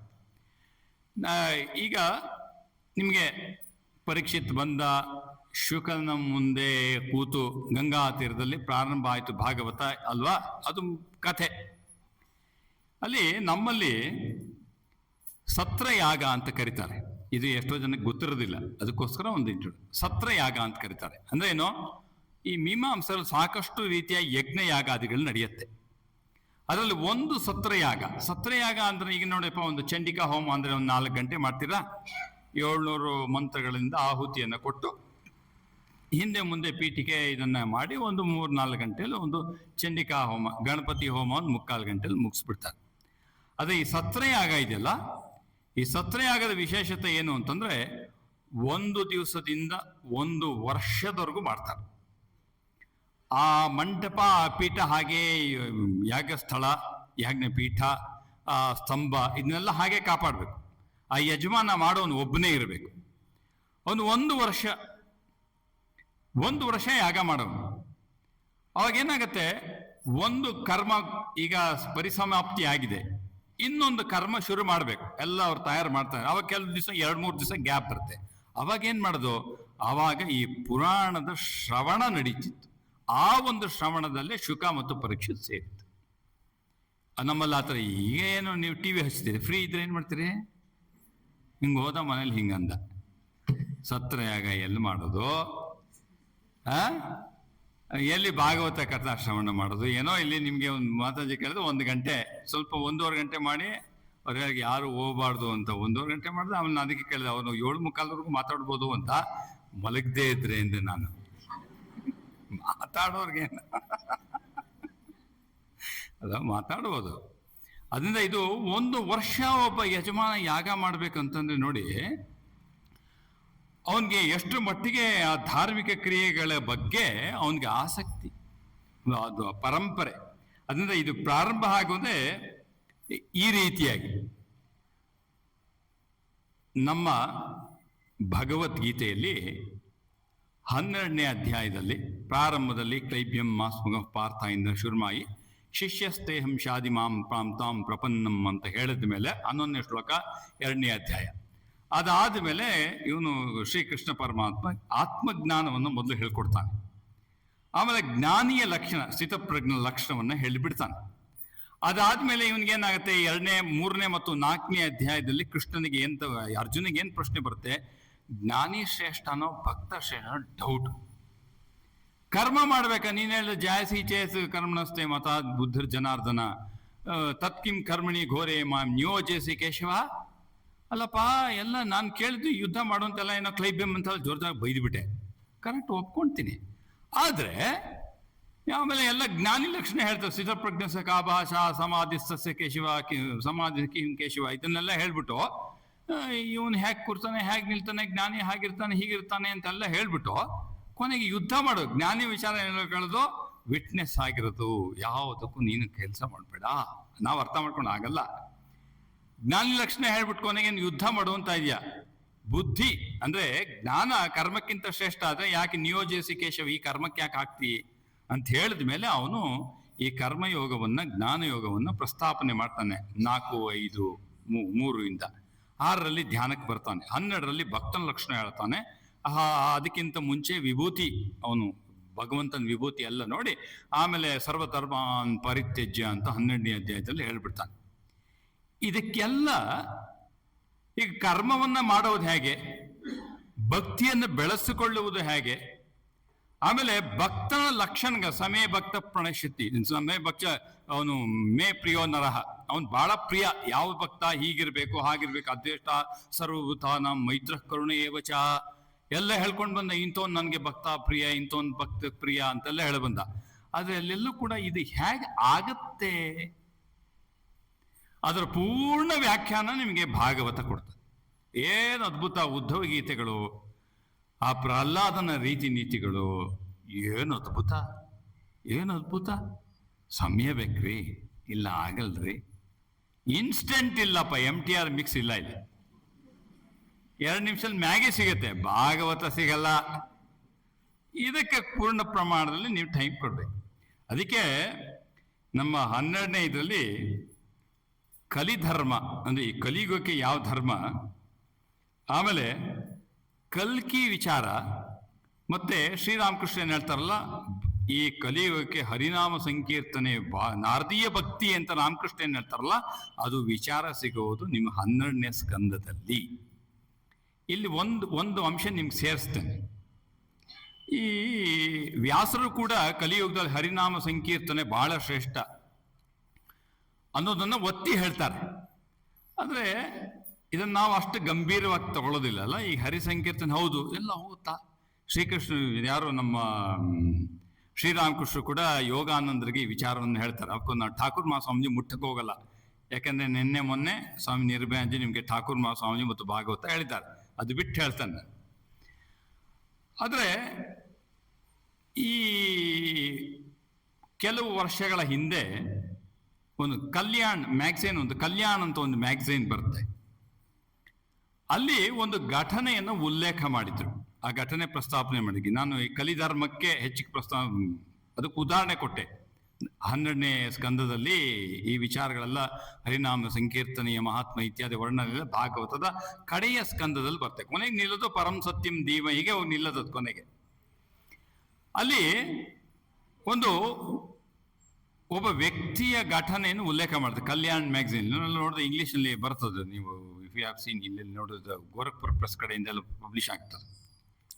ಏನಾಗಿತ್ತು ಅಂತಂದ್ರೆ ಒಬ್ಬ ಬ್ರಾಹ್ಮಣ ಕುಟುಂಬ, ಪತಿಗೆ ಯಜಮಾನ ಪತಿ ಅವನಿಗೆ ಸುಮಾರು 55 ವರ್ಷ ಆಗಿತ್ತು.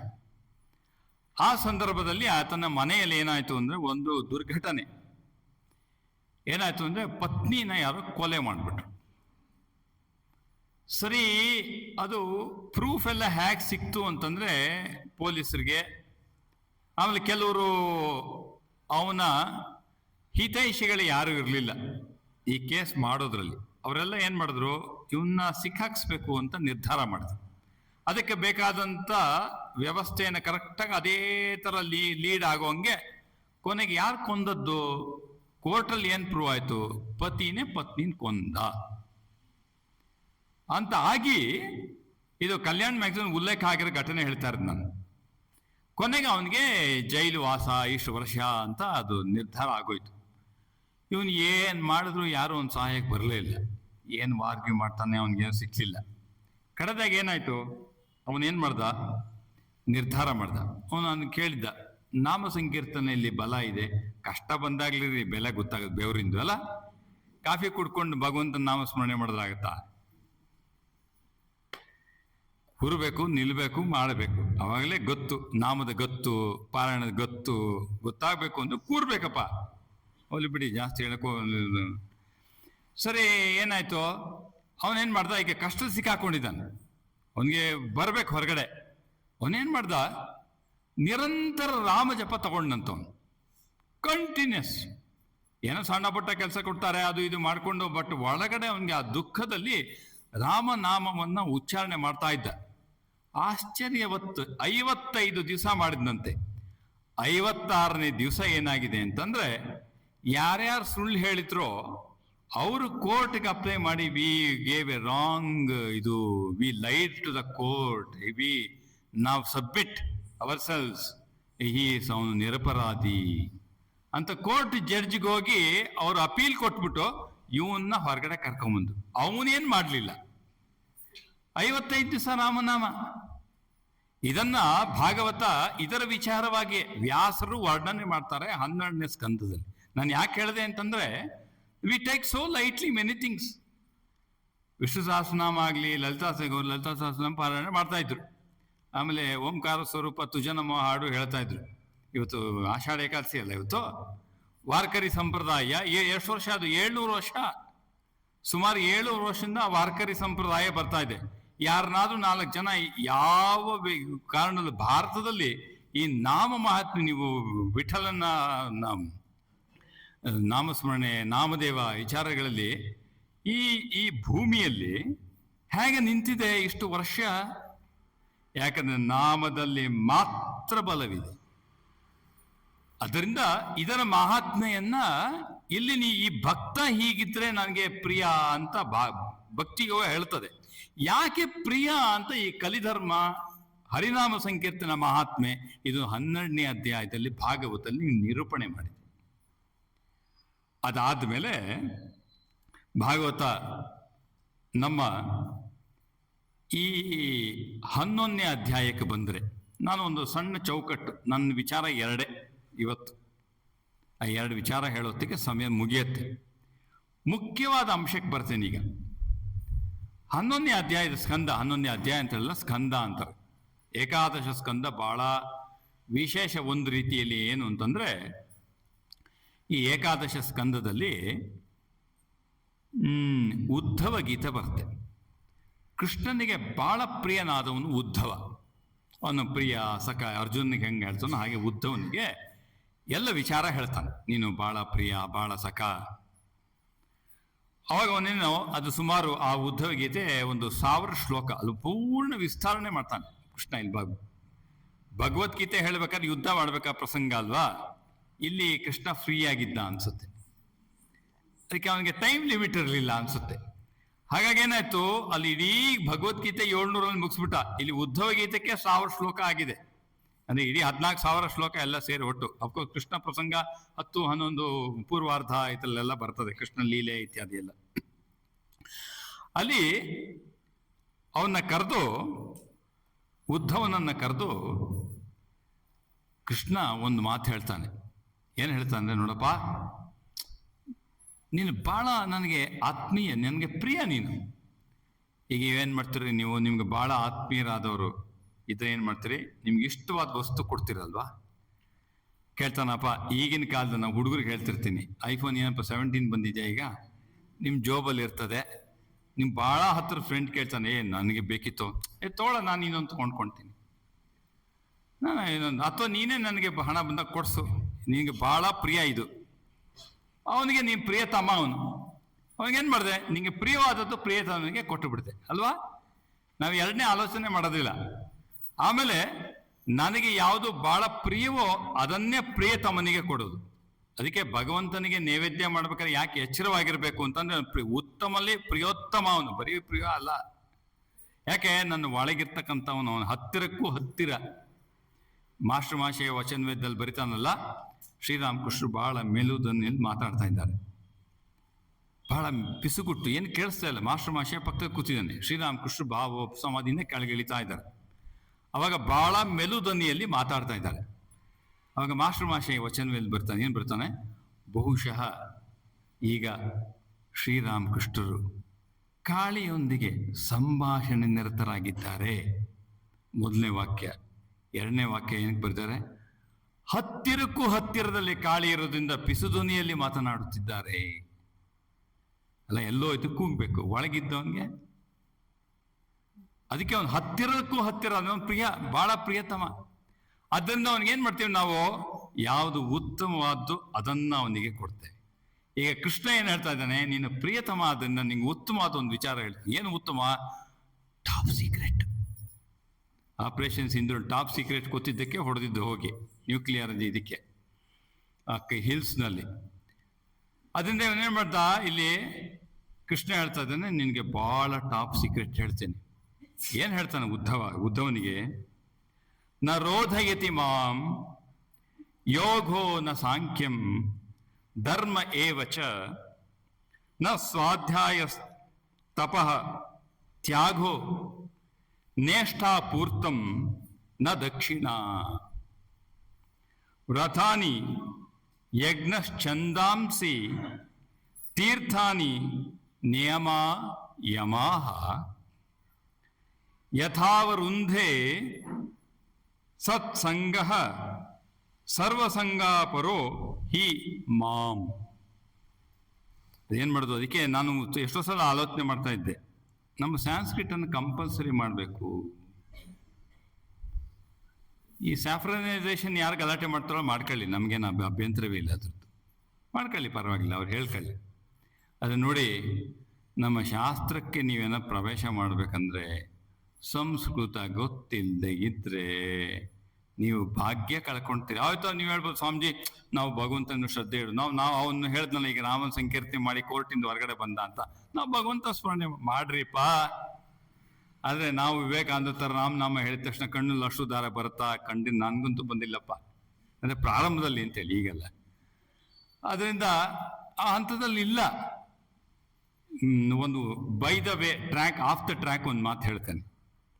ಬೇಲೂರು ಮಠದಲ್ಲಿ ಮಹಾಪುರುಷ ಮಹಾರಾಜು, ಹಿಂಗೆ ತುಂಬ ಘಟನೆಗಳು ನೆನಪಾಗ್ತಿರುತ್ತೆ, ಭಾಗವತಕ್ಕೆ ಮಾತ್ರ ಸೀಮಿತ ಮಾಡ್ಕೋಬೇಕಲ್ಲ, ಅದಕ್ಕೆ ಅಲ್ಲಿ ನಿಲ್ಸ್ಕೊಳ್ತೇನೆ. ಅದಕ್ಕೋಸ್ಕರ ಮಹಾಪುರುಷ ಸ್ವಾಮಿ ಶಿವಾನಂದರು, ನಮ್ಮ ಸ್ವಾಮಿ ಭೂತೇಶಾಂಜಿ, ಓಂಕಾರಂಜಿ, ಇವರೆಲ್ಲ, ಓಂಕಾರಂಜಿ ವೈಸ್ ಪ್ರೆಸಿಡೆಂಟ್ ಆಗಿದ್ರು, ಭೂತೇಶಾಂಜಿ ನಮ್ಮ ವೈಸ್ ಪ್ರೆಸಿಡೆಂಟ್ ಆಗಿದ್ರು, ಆಮೇಲೆ ಪ್ರೆಸಿಡೆಂಟ್ ಆದ್ರು ನಮ್ಮ ಮಠದ್ದು.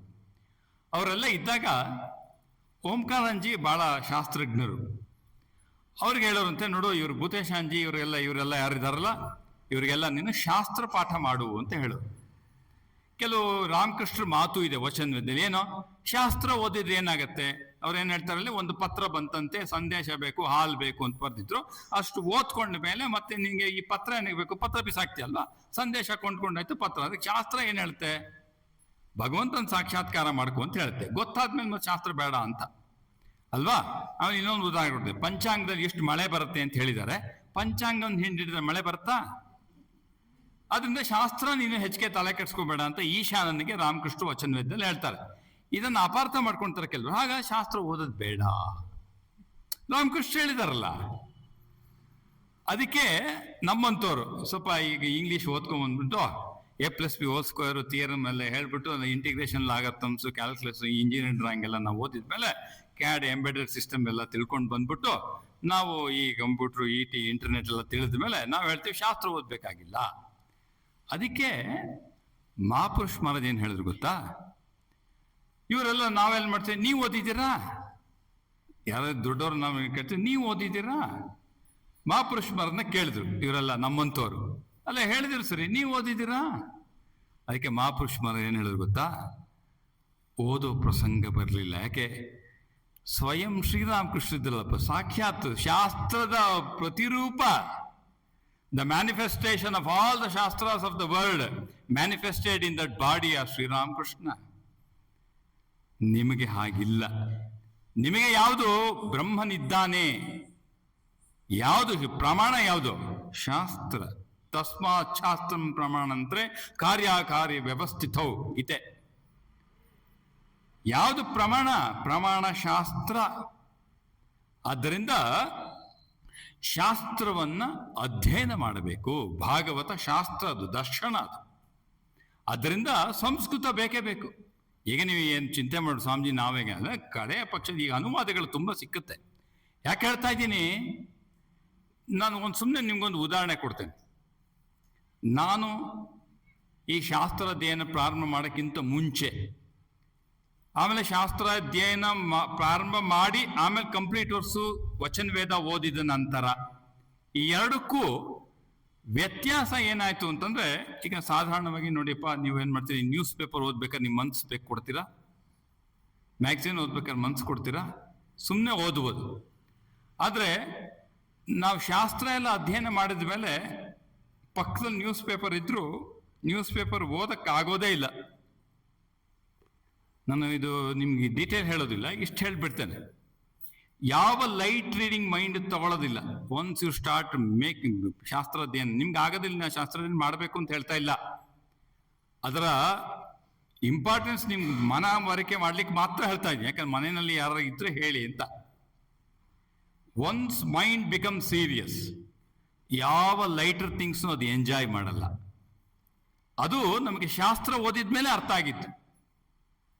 ಆದ್ದರಿಂದಲೇ ಸಂಸ್ಕೃತದಲ್ಲಿ ನಮಗೆ ಇದು ಪ್ರವೇಶ. ಇಲ್ಲಿ ಏನು ಹೇಳ್ತಾ ಇದ್ದಾನೆ ನಮಗೆ ನಮ್ಮ ಶ್ರೀಕೃಷ್ಣ ಪರಮಾತ್ಮ ಉದ್ಧವನಿಗೆ ಏನು ಹೇಳ್ತಾ ಇರೋದು ನೋಡೋ, ಸಾರಾಂಶ ಹೇಳ್ತೇನೆ. ಈ ಯೋಗ, ಈ ಸಾಂಖ್ಯ, ಆಮೇಲೆ ಬೇರೆ ಬೇರೆ ಮಾರ್ಗಗಳಿದೆಯಲ್ಲ, ಭಗವಂತನ ಪಡೆಯಲಿಕ್ಕೆ ಮಾರ್ಗಗಳು, ಅದರಿಂದ ಭಗವಂತ ಸಿಗೋದು ಸ್ವಲ್ಪ ಕಷ್ಟ ಕಣೋ. ಯಾರು ಹೇಳ್ತಾರೆ? ನಾನು ಹೇಳ್ತಾ ಇಲ್ಲ, ಕೃಷ್ಣ ಹೇಳ್ತಾ ಇದ್ದಾನೆ. ಹಾಗಾದ್ರೆ ಮಾಡೋದು ಬೇಡೋ ಸಂಜೆ, ಒಳ್ಳೇದು ಹೇಳ್ತೀವಿ. ಸುಮ್ಮನೆ ಯಾಕೆ ಕಷ್ಟಪಡೋದು? ಯೋಗ ಮಾಡಿ ಅಂತಾರೆ, ಸಾಂಖ್ಯ ತಿಳ್ಕೊಳ್ಳಿ ಅಂತಾರೆ, ಜಪ ಮಾಡಿ ಅಂತಾರೆ, ಪೂಜೆ ಮಾಡಿ ಅಂತಾರೆ, ಆರತಿ ಮಾಡಿ ಅಂತ ಹೇಳ್ತೀರಾ, ಬೆಳಗ್ಗೆ 4:15 ಹೇಳಿ ಅಂತೀರ, ತಣ್ಣೀರು ಸ್ನಾನ ಮಾಡ್ತೀರಾ. ಕೃಷ್ಣ ಏನ್ ಹೇಳ್ತಾನೆ? ಇದೆಲ್ಲ ಮಾಡೋದ್ರಿಂದ ಭಗವಂತ ಸಿಗ್ತಾನೆ ಅಂತ ನಾನು ಹೇಳಕ್ ಆಗಲ್ಲ, ಅಥವಾ ಸ್ವಲ್ಪ ಕಷ್ಟ. ಹಾಗಾದ್ರೆ ನೋಡಿದ್ರು ಟಾಪ್ ಸೀಕ್ರೆಟ್ ಅಂತ ಹೇಳ್ತಾ ಇರೋದು ನೀವು ಗಮನಿಸ್ಬೇಕು. ಟಾಪ್ ಸೀಕ್ರೆಟ್ ಏನು? ಸಾಧು ಸಂಘ ಮಾಡ್ಬಿಡು, ಎಲ್ಲ ಸಿಗುತ್ತೆ. ಇದು 11ನೇ ಸ್ಕಂದದಲ್ಲಿ ಶ್ರೀಕೃಷ್ಣ ಹೇಳ್ತಾ ಇರೋದು. 1ನೇದಿಂದ 10 ವಿಚಾರ ಹೇಳಿ. ಕಲಿಧರ್ಮ ಬರುತ್ತೆ, ಅಂಬರೀಷನ ಕಥೆ ಬರುತ್ತೆ, ಕೃಷ್ಣನ ಲೀಲೆ ಬರುತ್ತೆ ಇದ್ರ ಹಿಂದೆ. ಇದೆಲ್ಲ ಮುಗಿದ ಮೇಲೆ ಇನ್ನೇನು ಮುಗಿಸ್ತಾ ಇದ್ದಾನೆ. ಆವಾಗ 11ನೇ ಸ್ಕಂದದ ಇದ್ರ ಬಗ್ಗೆ ಸಾಕಷ್ಟು ವಿಶ್ಲೇಷಣೆ ಇದೆಯಪ್ಪ ಭಾಗವತಲ್ಲೆಲ್ಲ. ನಾನು I am giving only A gist, ಯಾಕಂದ್ರೆ ಗೀತೆಯಲ್ಲಿ ಇಲ್ಲಿ ಹೇಳಕ್ ಸಮಯ ಇರಲಿಲ್ಲ ಕೃಷ್ಣನಿಗೆ. ಒಂದು ಜಿಸ್ಟ್, ಇದ್ರ ಬಗ್ಗೆ 1-2 ಅಂಶ ನಿಮ್ ಗಮನಕ್ಕೆ ತರ್ತೇನೆ. ಅಲ್ಲಿ ಸತ್ಸಂಗ ಮಾಡು ಅಂತ ಹೇಳ್ತಾ ಇದ್ದಾನೆ ಶ್ರೀರಾಮಕೃಷ್ಣ. ಎಷ್ಟು ಸಲ 4 ಭಗವಂತನ ಕಾಣಲಿಕ್ಕೆ 4 ವಿಚಾರ ಅಂತ ಹೇಳ್ತಾರೆ, 4 ಇದು ಸ್ಟೆಪ್ಸ್. ಅದೇ ಸಾಧು ಸಂಘ ಅಂತ ರಾಮಕೃಷ್ಣ ಹೇಳ್ತಾರೆ, ಹೌದಲ್ಲ? ಆದ್ರೆ ಅದು ಹೇಳಕ್ಕಿಂತ ಮುಂಚೆ, ಇದು ವಿಶ್ಲೇಷಣೆ ತಗೊಳಕ್ಕಿಂತ ಮುಂಚೆ, ಯಾಕೆ ಸತ್ಸಂಗ? ನೀವು ಭಾಗವತವನ್ನೇ ನೋಡಿದ್ರೆ, ಈಗ ಪರೀಕ್ಷಿತ್ ಶುಕನ ಹತ್ರ ಬಂದ ಅಲ್ಲ, ಇಲ್ಲೂ ಗಮನಿಸ್ಬೇಕಾದ ಸಾಕಷ್ಟು ಅಂಶ ಇದೆ. ಪರೀಕ್ಷಿತ್ ಶುಕನ ಹತ್ರ ಹೇಗೆ ಬಂದ? ಯಾರು ಭಾಗವತ ಕಥೆ ಗೊತ್ತಾ ನಿಮ್ಗೆ? ಪರೀಕ್ಷಿತ್ತು ಶುಕನ ಹತ್ರ ಬರ್ಲಿಕ್ಕೆ ಕಾರಣ ಏನು? ಒಂದು ಆಯ್ತು, ಅದು 7 ದಿವಸದಲ್ಲಿ ಸಾಯ್ತಾನೆ ಇತ್ಯಾದಿ, ಅದೆಲ್ಲ ಅದು ಒಂದು ಕತೆ. ಹೌದು. ಇವನೇನು ಹೇಳ್ತಾನೆ, ಪರೀಕ್ಷಿತನ ತಾಯಿ ಹೆಸರು ಉತ್ತರ ಅಲ್ವಾ? ಪರೀಕ್ಷಿತನ ತಾಯಿ ಉತ್ತರ. ಅವನು ಉತ್ತರನ ಪುತ್ರ ಅಂತನೂ ಕೂಡ ಶುಕ ಭಾಗವತದಲ್ಲಿ ಮಧ್ಯ ಉತ್ತರನ ಪುತ್ರ, ಉತ್ತರಸ ಪುತ್ರ ಅಂತನೂ ಸಂಬೋಧಿಸ್ತಾನೆ ಶುಕ. ಯಾರನ್ನ? ನಮ್ಮ ಪರೀಕ್ಷಿತ್ಗೆ. ಅವಾಗ ಪರೀಕ್ಷಿತ್ ಏನು ಹೇಳ್ತಾನೆ, ಈ ಭಾಗ್ಯ ಹೆಂಗ್ ಸಿಕ್ತು? ಭಾಗವತವನ್ನು ಶುಕಮುನಿ ಅಂತಂದ್ರೆ ಏನ್ ಗೊತ್ತಾ? ಶುಕ, ನಿಮ್ಗೆ ಲೀಲಾ ಪ್ರಸಂಗದಲ್ಲಿ ಈ ಕತೆ ಬರ್ತದೆ. ಏನ್ ಹೇಳಿ, ಅವನು ಅಪ್ಪ ಶುಕ ಮನೆ ಬಿಟ್ಟು ಓಡ್ತಾನೆ, ವ್ಯಾಸ ಅವನ ಹಿಂದೆ ಓಡ್ತಾನಲ್ಲ, ಅದು ಪ್ರಸಂಗ ಎಲ್ಲ ನಮ್ಗೆ ಇದೆ, ಬಹಳ ಸುಂದರವಾಗಿದೆ, ಅದು ಹೇಳೋ ಸಮಯ ಅಲ್ಲ ಈಗ. ಒಟ್ಟು ಅವನು ಹೋಗಕ್ಕೆ ಕಾಡು ಮಧ್ಯದಲ್ಲಿ ಓಡ್ತಾ ಇರ್ತಾನಂತೆ ಶುಕ ಬಾಲಕ. ಅವಾಗ ಅವನ ಶರೀರ ಮರಗಿಡಗಳಿಗೆ ತಾಕ್ತಾ ಇತ್ತು ಅಂತೆ. ಇಲ್ಲಿ ಬರೋದು ವ್ಯಾಖ್ಯಾನ, ನೀವು ಭಾವಿಸಿದ್ರೆ ಹೋಯ್ತು. ಮರಗಿಡಗಳಿಗೆ ಶುಕನ ಮೈ ತಾಕ್ತಾ ಇತ್ತಂತೆ ಓಡ್ತಾ ಇದ್ದಾಗ. ಆ ಮರಗಿಡಗಳು ಕೂಡ ಪುಲಕ ಹೊಂದ್ತಾ ಇತ್ತಂತೆ ಅವನ ಸ್ಪರ್ಶದಿಂದ. ಅದು ರೀ ಅವನ ತ್ಯಾಗ ಅಂದ್ರೆ, ಅವನು ವೈರಾಗ್ಯ, ಅವನ ಭಕ್ತಿ, ಜ್ಞಾನ, ಶುಕಂದು. ಅದೆಲ್ಲ ನೀವು ನಿಜವಾಗ್ಲೂ ಜೀವನದಲ್ಲಿ ಒಂದು ಹೇಳ್ತಾನೆ, ಒಬ್ಬರು ಸಾಯೋತ್ತಿಗೂ ಅಂತ ಒಂದು ಸಂತನ್ ನೋಡ್ಬೇಕು. ಅದು ಬೇರೆನೆ, ಅದು ಹೇಳಲಿಕ್ಕಾಗೋದಿಲ್ಲ. ಅದರಿಂದ ಇಲ್ಲಿ ಅವನು ಅಂತ ಶುಕ ಅಪ್ಪುಲಕ ಅವನು ಈಗ ಭಾಗವತದ ಬಗ್ಗೆ ಹೇಳ್ತಾ ಇದ್ದಾನೆ ಯಾರಿಗೆ? ಪರೀಕ್ಷಿತ್. ಅವಾಗ ಅವನು ಕೇಳ್ತಾನೆ, ಪುತ್ರ ಹೇಗಾಯ್ತು ನಿನಗೆ ಈ ಭಾಗ್ಯ ಹೇಗೆ ಸಿಕ್ತು? ಅದಕ್ಕೆ ಅವನು ಆ ಉತ್ತರ ಇನ್ನು ಗರ್ಭದಲ್ಲಿದ್ದಾಗ ಅಶ್ವತ್ಥಾಮ ಅದೇನಾದ ಬ್ರಹ್ಮರ್ಷಿ ಯಾವುದೋ ಒಂದು ಇದನ್ನ ಅಸ್ತ್ರವನ್ನು ಬಿಡ್ತಾನಲ್ಲ, ಅವಾಗ ಅವಳೇನ್ ಮಾಡ್ತಾಳೆ? ತ್ವಮೇವ ಶರಣಮ್ಮಮ್ಮ ಅಂತ ಹೇಳಿ ಕೃಷ್ಣನಿಗೆ ಶರಣು ಹೋಗ್ತಾಳೆ. ಅದಕ್ಕೆ ಶುಕ ಹೇಳ್ತಾನೆ, ಆ ಕೃಷ್ಣ ಪರಮಾತ್ಮನಿಗೆ ನಿನ್ನ ತಾಯಿ ನಿನಗೆ ಶರಣು ಕೊಟ್ಟಿದ್ದರಿಂದ ಇವತ್ತು ನಿನಗೆ ಭಾಗವತ ಕೇಳೋ ಭಾಗ್ಯ ಸಿಕ್ಕ. ಸುಮ್ಮನೆ ಆಗಲ್ರಿ ಇದೆಲ್ಲ. ಇದಕ್ಕೆಲ್ಲ ತುಂಬಾ ನನ್ನ ಅನುಭವಗಳೇ ಬೇರೆ ಇದೆ, ಅದು ಹೇಳಕ್ ಸಮಯ ಅಲ್ಲ. ಆದ್ದರಿಂದ ಇದನ್ನ ಪರೀಕ್ಷಿತ್ ಹೇಳ್ತಾನೆ, ಸತ್ಸಂಗ ಅಂದ್ರೆ ಏನು ಅದಕ್ಕೆ ಪ್ರಾರಂಭ ಮಾಡಕ್ಕೆ ಇದನ್ನ ಅವನು ನೆನ್ಪು ಮಾಡ್ಕೊಂತಾನು. ಆಮೇಲೆ ಇನ್ನೊಂದು ಸೂಕ್ಷ್ಮ ಏನಿದೆ ಇಲ್ಲಿ ಅಂತಂದ್ರೆ ನೋಡಿ, ಈಗ 7ನೇ ದಿವಸಕ್ಕೆ ನಾನು 7 ದಿವಸದಲ್ಲಿ ಅವನು ಸಾವನ್ನಪ್ಪುತ್ತೇನೆ ಅಂತ ಪರೀಕ್ಷಿತ್. ಹೌದು, ನಮಗೆ ಎಷ್ಟು ಜನ ಖಾತ್ರಿ ಇದೆ ಸಾವು ಬರುತ್ತೆ ಅಂತ? ಇಲ್ಲಿ ಸೂಕ್ಷ್ಮ ಇದೆ. ಇಲ್ಲಿ ಅವನಿಗೆ ಡೆಫಿನೆಟ್ ಆಗಿ ಗೊತ್ತು ನಾ ಸಾಯ್ತೇನೆ ಅಂತ. ನಮ್ಗೆ ಗೊತ್ತಿದೆ, ಆದ್ರೆ ನಾವು ವ್ಯವಹಾರ ಮಾಡ್ತೀವಿ ಹಾಗೆ. ಬಿಟ್ಟು ಹೋಗ್ಲಿಕ್ಕೆ ಬಿಡ್ಬೇಕು ಅಂತಲ್ಲ, ಮನ್ಸಿಂದ ಅದು ಬಿಡ್ಬೇಕಾ? ಆಗುದಿಲ್ವೇ? ಪರೀಕ್ಷಿತಿಂಗ್ ಗ್ಯಾರಂಟಿ ನಾ ಸಾಯ್ತೇನೆ ಅಂತ. ಆಗ ಭಾಗವತ ಶ್ರವಣ ಸತ್ಸಂಗ ಆಯ್ತು, ಇಲ್ಲಾಂದ್ರೆ ಆಗುದಿಲ್ಲ. ಅದು ಇದು ಬಹಳ ಸೀರಿಯಸ್, ಬಹಳ ಸಟಲ್ ವಿಚಾರ ಇದು. ನೀವು ಇದನ್ನ ಆಲೋಚನೆ ನಿಧಿಧ್ಯಾಸನ ಮಾಡದಿದ್ರೆ ಈ ಲಿಂಕ್ ನಿಮ್ಗೆ ಸಿಕ್ಕುದಿಲ್ಲ. ಯಾಕೆ ಹೇಳ್ತೀನಿ ಗೊತ್ತಾ? ಈಗ ನಿಮ್ಗೆ ಉದಾಹರಣೆ, ನಿಮ್ದೇ ಒಂದು ಉದಾಹರಣೆ ಕೊಡ್ತೀನಪ್ಪ. ಕೆಲವರು ನಮ್ಮಲ್ಲಿ ಒಂದು ನಿಯಮ ಇಟ್ಕೊಳ್ತಾರೆ, ಏನೋ ಜಪ ಆದ್ಮೇಲೆ ವಚನ ವೇದ ಓದ್ತಾರೆ. ನೀವು ಇದು ಗಮನಿಸಿದೆಲ್ಲ ಮಾಡಿ. ನೀವು ಸುಮ್ಮನೆ ಈ ಕೂತು ಓದಕ್ಕೂ ಜಪ ಆದ್ಮೇಲೆ ವಚನ ವೇದ ಓದಿ, ನಿಮ್ಗೆ ವ್ಯತ್ಯಾಸ ನಿಮಗೆ ಗೊತ್ತಾಗುತ್ತೆ. ಅಥವಾ ಕೆಲವರು ಏನ್ ಮಾಡ್ತಾರೆ, ವಚನ ವೇದ 3-4 ಪುಟ ಓದಿ ನಂತರ ಜಪ ಕೂತ್ಕೊಳ್ತಾರೆ. ಇದು ಒಂದು ಕ್ರಮ ಇದೆ. ಆಮೇಲೆ ಕೆಲವರು ಅಭ್ಯಾಸ ಹಂಗೆ ಮಲಗೋ ಹೊತ್ತಿಗೆ ತಮ್ಮ ಹಾಸಿಗೆ ಮೇಲೆ ವಚನ ವೇದ ಇಟ್ಕೊಂಡೇ ಇರ್ತಾರೆ. ಮಲಗಕ್ಕಿಂತ ಮುಂಚೆ ಒಂದು 4-5 ಪುಟ ಓದಿ ಮಲ್ಕೊಳ್ತಾರೆ. ಇದು ಒಂದು ಕ್ರಮ. ತುಂಬಾ ಕ್ರಮಗಳೇ. ವಚನ ವೇದ ಅಧ್ಯಯನ ಕೂಡ ಅದೇ. ಈ ಭಾಗವತ ಅಧ್ಯಯನ ನಾನು ಹೋಗ್ತಾ ಇಲ್ಲ, ವಚನ ವೇದ ಅಧ್ಯಯನದ ಒಂದು ಕ್ರಮಗಳಿದೆ. ಇದನ್ನೆಲ್ಲ ಪ್ರಯೋಗ ಮಾಡ್ತಾ ಇರ್ಬೇಕು. ಇದನ್ನೆಲ್ಲ ನೀವು ಪ್ರಯೋಗ ಮಾಡ್ತಾ ಇರ್ಬೇಕು, ಅವಾಗಲೇ ಲಿಂಕ್ ಓಪನ್ ಆಗ್ತಾ ಇರುತ್ತೆ. ಆಮೇಲೆ ಈಗ ತುಂಬಾ ಸುಸ್ತಾಗಿದೆ ಅಂತ ಇಟ್ಕೊಳ್ಳಿ, ಅವತ್ತು ವಚನ ವೇದ ನಾಳೆ ಓದಿದೆ, ಯಾಕೆ ನಾನು ಬದುಕಿರ್ತೀನಿ ಅಂತ ಗ್ಯಾರಂಟಿ ಇಲ್ಲಪ್ಪ, ನಾನು ಇರಲ್ಲ, ಯಾರಿಗ್ ಗೊತ್ತು, ಇವತ್ತು 20,000 ಮಾಡಿಯೇ ನಾನು ಮಲಗ್ತೇನೆ ಅಂತ ನಾನು ಹೇಳ್ತೀನ. ನನ್ ಗ್ಯಾರಂಟಿ ಇದೆ ನಾನು ನಾಳೆ ಇರ್ತೀನಿ ಅಂತ. ಅದಕ್ಕೆ ಏನ್ ಮಾಡ್ತೀನಿ, ನಾನು ಸಾಧನೆ ಪೋಸ್ಟ್ಪೋನ್ ಮಾಡ್ತೀನಿ. ಪರೀಕ್ಷೆ ತಿಂಗಿರ್ಲಿಲ್ಲ. ಇದೆಲ್ಲ ತುಂಬಾ ಸಟಲ್ ಇದೆ ಇದು. ನಾನು ಬರೀ ಸ್ವಲ್ಪ ಮೇಲ್ಗಡೆ ಹೇಳ್ತೇನೆ. ಪ್ಲೇಸ್ ನೀವು ಸ್ವಲ್ಪ ಅದನ್ನ ಅವಲೋಕನೆ ಮಾಡ್ಕೊಳ್ಳಿಪ್ಪ, ಅದನ್ನ ನಿಧಿಧ್ಯಾಸ ನಾವು ಹೇಳ್ತೇವೆ ಅದನ್ನ. ಅದಕ್ಕೆ ಪರೀಕ್ಷೆ ಗ್ಯಾರಂಟಿ ಸಾಯ್ತೇನೆ ನಿಮ್ಗಂದ್ರೆ. ಈಗ ಸುಮ್ಮನೆ ಭಾವಿಸಿ ಹೋಗ್ತೇನೆ ಅಂದಾಗ ಎಷ್ಟು ತಯಾರು ಮಾಡ್ತೀವಿ? ಆಸ್ತಿ ಬರಿತಾ ಕೂತ್ಕೊಳಕ್ಕಾಗತ್ತಾ? ಅಯ್ಯೋ ರಾಮ, ಭಗವಂತನ ಹೆಸರು ಇಡ್ಬೇಕ್ರೆ ಅದೆಲ್ಲ ಆಮೇಲೆ ಮಠ ಮಂದಿರ ಇದು ಎಲ್ಲ ಅವನಿಗೆ ಬಿಟ್ಟಿದ್ದು, ನಮ್ಗೆ ಯಾಕೆ? ಇದು ಮಾಯಾ ಕ್ಷೇತ್ರದಲ್ಲಿ ಏನ್ ಮಾಡಿದ್ರು ಅಷ್ಟೇನೆ. ಈಗ ನೀವೆಲ್ಲ ನಮ್ಮಂತವ್ರಿಗೆ ಅಂತ ಇಟ್ಕೊಳ್ಳಿ. ಅದರಿಂದ ಬಿಡಕ್ಕೆ ತಯಾರಾಗ್ತಾ ಮನ್ಸು, ಭಗವಂತನ ಹಿಡ್ಕೊಳಕ್ ತಯಾರಾಗ್ತದ? ಅದು ಪರೀಕ್ಷಿತ್ ಕಲ್ತದ್ದು. ಅವನಿಗೆ ಸಾವು ಬಂದಿದೆ. ಅದಕ್ಕೆ ಅವನು ಹೇಳ್ತಾನೆ, ಇದಕ್ಕೆಲ್ಲ ಕಾರಣ ನನ್ನ ತಾಯಿ ಉತ್ತರ ಅಶ್ವತ್ಥಾಮನ ಅಸ್ತ್ರದಿಂದ ತ್ವಮೇವ ಶರಣಮ್ಮ ಸತ್ಸಂಗ ಮಾಡ್ದ. ಆದ್ದರಿಂದಲೇ ನಾನು ಈಗ ಇವತ್ತು ನಿಮ್ಮ ಬಳಿಗೆ ಬಂದಿದ್ದೇನೆ ಅಂತ ತುಂಬಾ ಸಲ ಹೇಳ್ಕೊಂತಾನೆ. ಆಮೇಲೆ ಈ ಭಗೀರಥನ ಕಥೆ ಇದೆಯಲ್ಲ, ಅಲ್ಲಿ ಒಂದು ಸುಂದರವಾದ ಅಂಶವನ್ನು ನಿಮ್ ಗಮನಕ್ಕೆ ತರ್ತೇನೆ. ಕತೆ ನಿಮ್ಗೆ ಗೊತ್ತೇ ಇದೆ. ಭಗೀರಥ ಗಂಗೆನ ಧರೆಗೆ ತಂದ ಅಲ್ಲ, ತಪಸ್ಸನ್ನ ಮಾಡ್ದ, ಅದೆಲ್ಲ ಸರಿ. ಅಲ್ಲಿ ಬಹಳ ಮುಖ್ಯವಾದ ಒಂದು ಅಂಶ ಇದೆ. ಅವನು ಗಂಗೆನ ಭೂಮಿ ಮೇಲೆ ಶಿವನ ಆಯ್ತು ಪ್ರಾರ್ಥನೆ ಮಾಡಿದ, ಜಟೆಯಿಂದ ಬಿಟ್ಟ, ಈಗ ಸ್ವರ್ಗದಲ್ಲಿ ಬಂದು ಸ್ವರ್ಗದಿಂದ ಈ ಭೂಮಿಗೆ ಇಳಿಬೇಕು ಅವಳು. ಅವಾಗ ಅವಳು ನಿಂತ್ಕೊಂಡ್ಬಿಡ್ತಾಳಂತೆ ಗಂಗೆ. ಅವಾಗ ಇವನು ನಮ್ಮ ಭಗೀರಥ ಹೇಳ್ತಾನೆ, ಯಾಕೆ ಮುಂದಕ್ಕೆ ಬರ್ತಾ ಇಲ್ಲ? ಅಪ್ಪ, ನಿನ್ ಭೂಮಂಡಲ ನೋಡಿ ಸ್ವಲ್ಪ ಭಯ ಆಗ್ತಾ ಇದೆ. ಯಾಕೆ? ಈಗ ನೋಡು, ನಾನು ಬಂದೆ, ಅವನು ಬಂದು ಆ ಸಗರನ ಪುತ್ರರನ್ನೆಲ್ಲ ಜೀವಿಸ್ಕೊಂಡು ಹುಟ್ಟಿಸ್ಕೊಂಡು ಆಮೇಲೆ ಮುಂದೆ ಮುಂದೆ ಬರ್ತಾನೆ, ಕತೆ ಆಗು ಉಳಿಯುತ್ತೆ. ಸರಿ, ಆಮೇಲೆ ಭೂಮಿಗೆ ಬಂದಾಗ ಏನ್ ಪ್ರಾಬ್ಲಮ್ ಹೇಳಿ?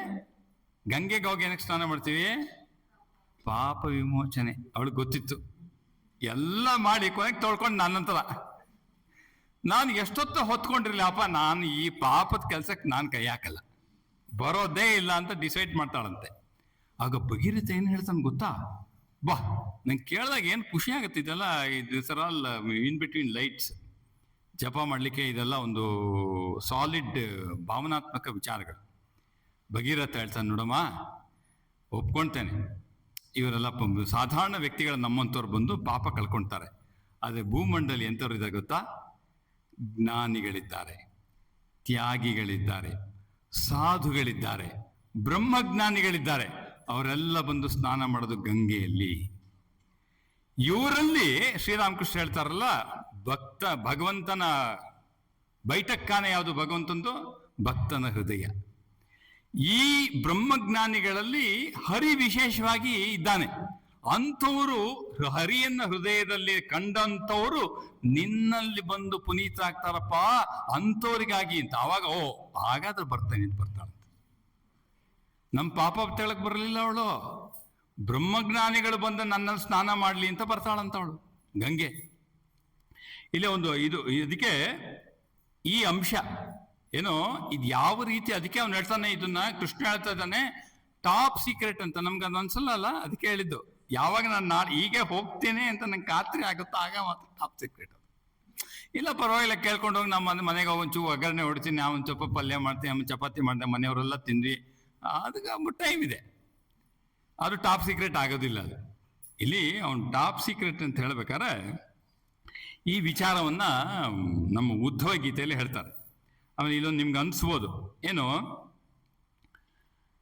ಅಲ್ಲ, ಈಗ ನಾವು ಕೇಳಿಸ್ಕೊಂಡು, ಈಗ ನೀವು ಕೇಳಿಸ್ಕೊಂಡ್ರಿ, ನಾನು ಹೇಳಿದೆ, ಭಾಗವತ ಶ್ಲೋಕನೂ ಕೋಟ್ ಮಾಡಿದೆ ಅಲ್ಲ, ಟಾಪ್ ಸೀಕ್ರೆಟ್ ಅನ್ನಿಸ್ತಾನೆ ನಿಮಗೆ? ನಾನು ಸುಮ್ಮನೆ ಪ್ರಾಮಾಣಿಕವಾಗಿ ಕೇಳ್ತಾ ಇದ್ದೀನಿ. ಈ ಕೃಷ್ಣ ಹೇಳ್ದ ಅಂತ ನಾನು ಹೇಳಿದೆ, ನೀವು ಹೌದು ಹೇಳಿರ್ಬೋದು ಭಾಗವತಲ್ಲಿ, ನಾವಂತೂ ಕೇಳಿದ್ವಿ, ಈ ಸ್ವಾಮಿಗಳು ಹೇಳ್ತಾ ಇದ್ದಾರೆ, ಕೇಳಿಸ್ಕೊಂಡ್ರಿ. ಸತ್ಸಂಗ ಇದು ನ ಯೋಗಂ ನ ಸಾಂಖ್ಯಂ ಎಲ್ಲ ಸಾಂಗ್ಯ ಎಲ್ಲ ಹೇಳಿದ್ರಿ.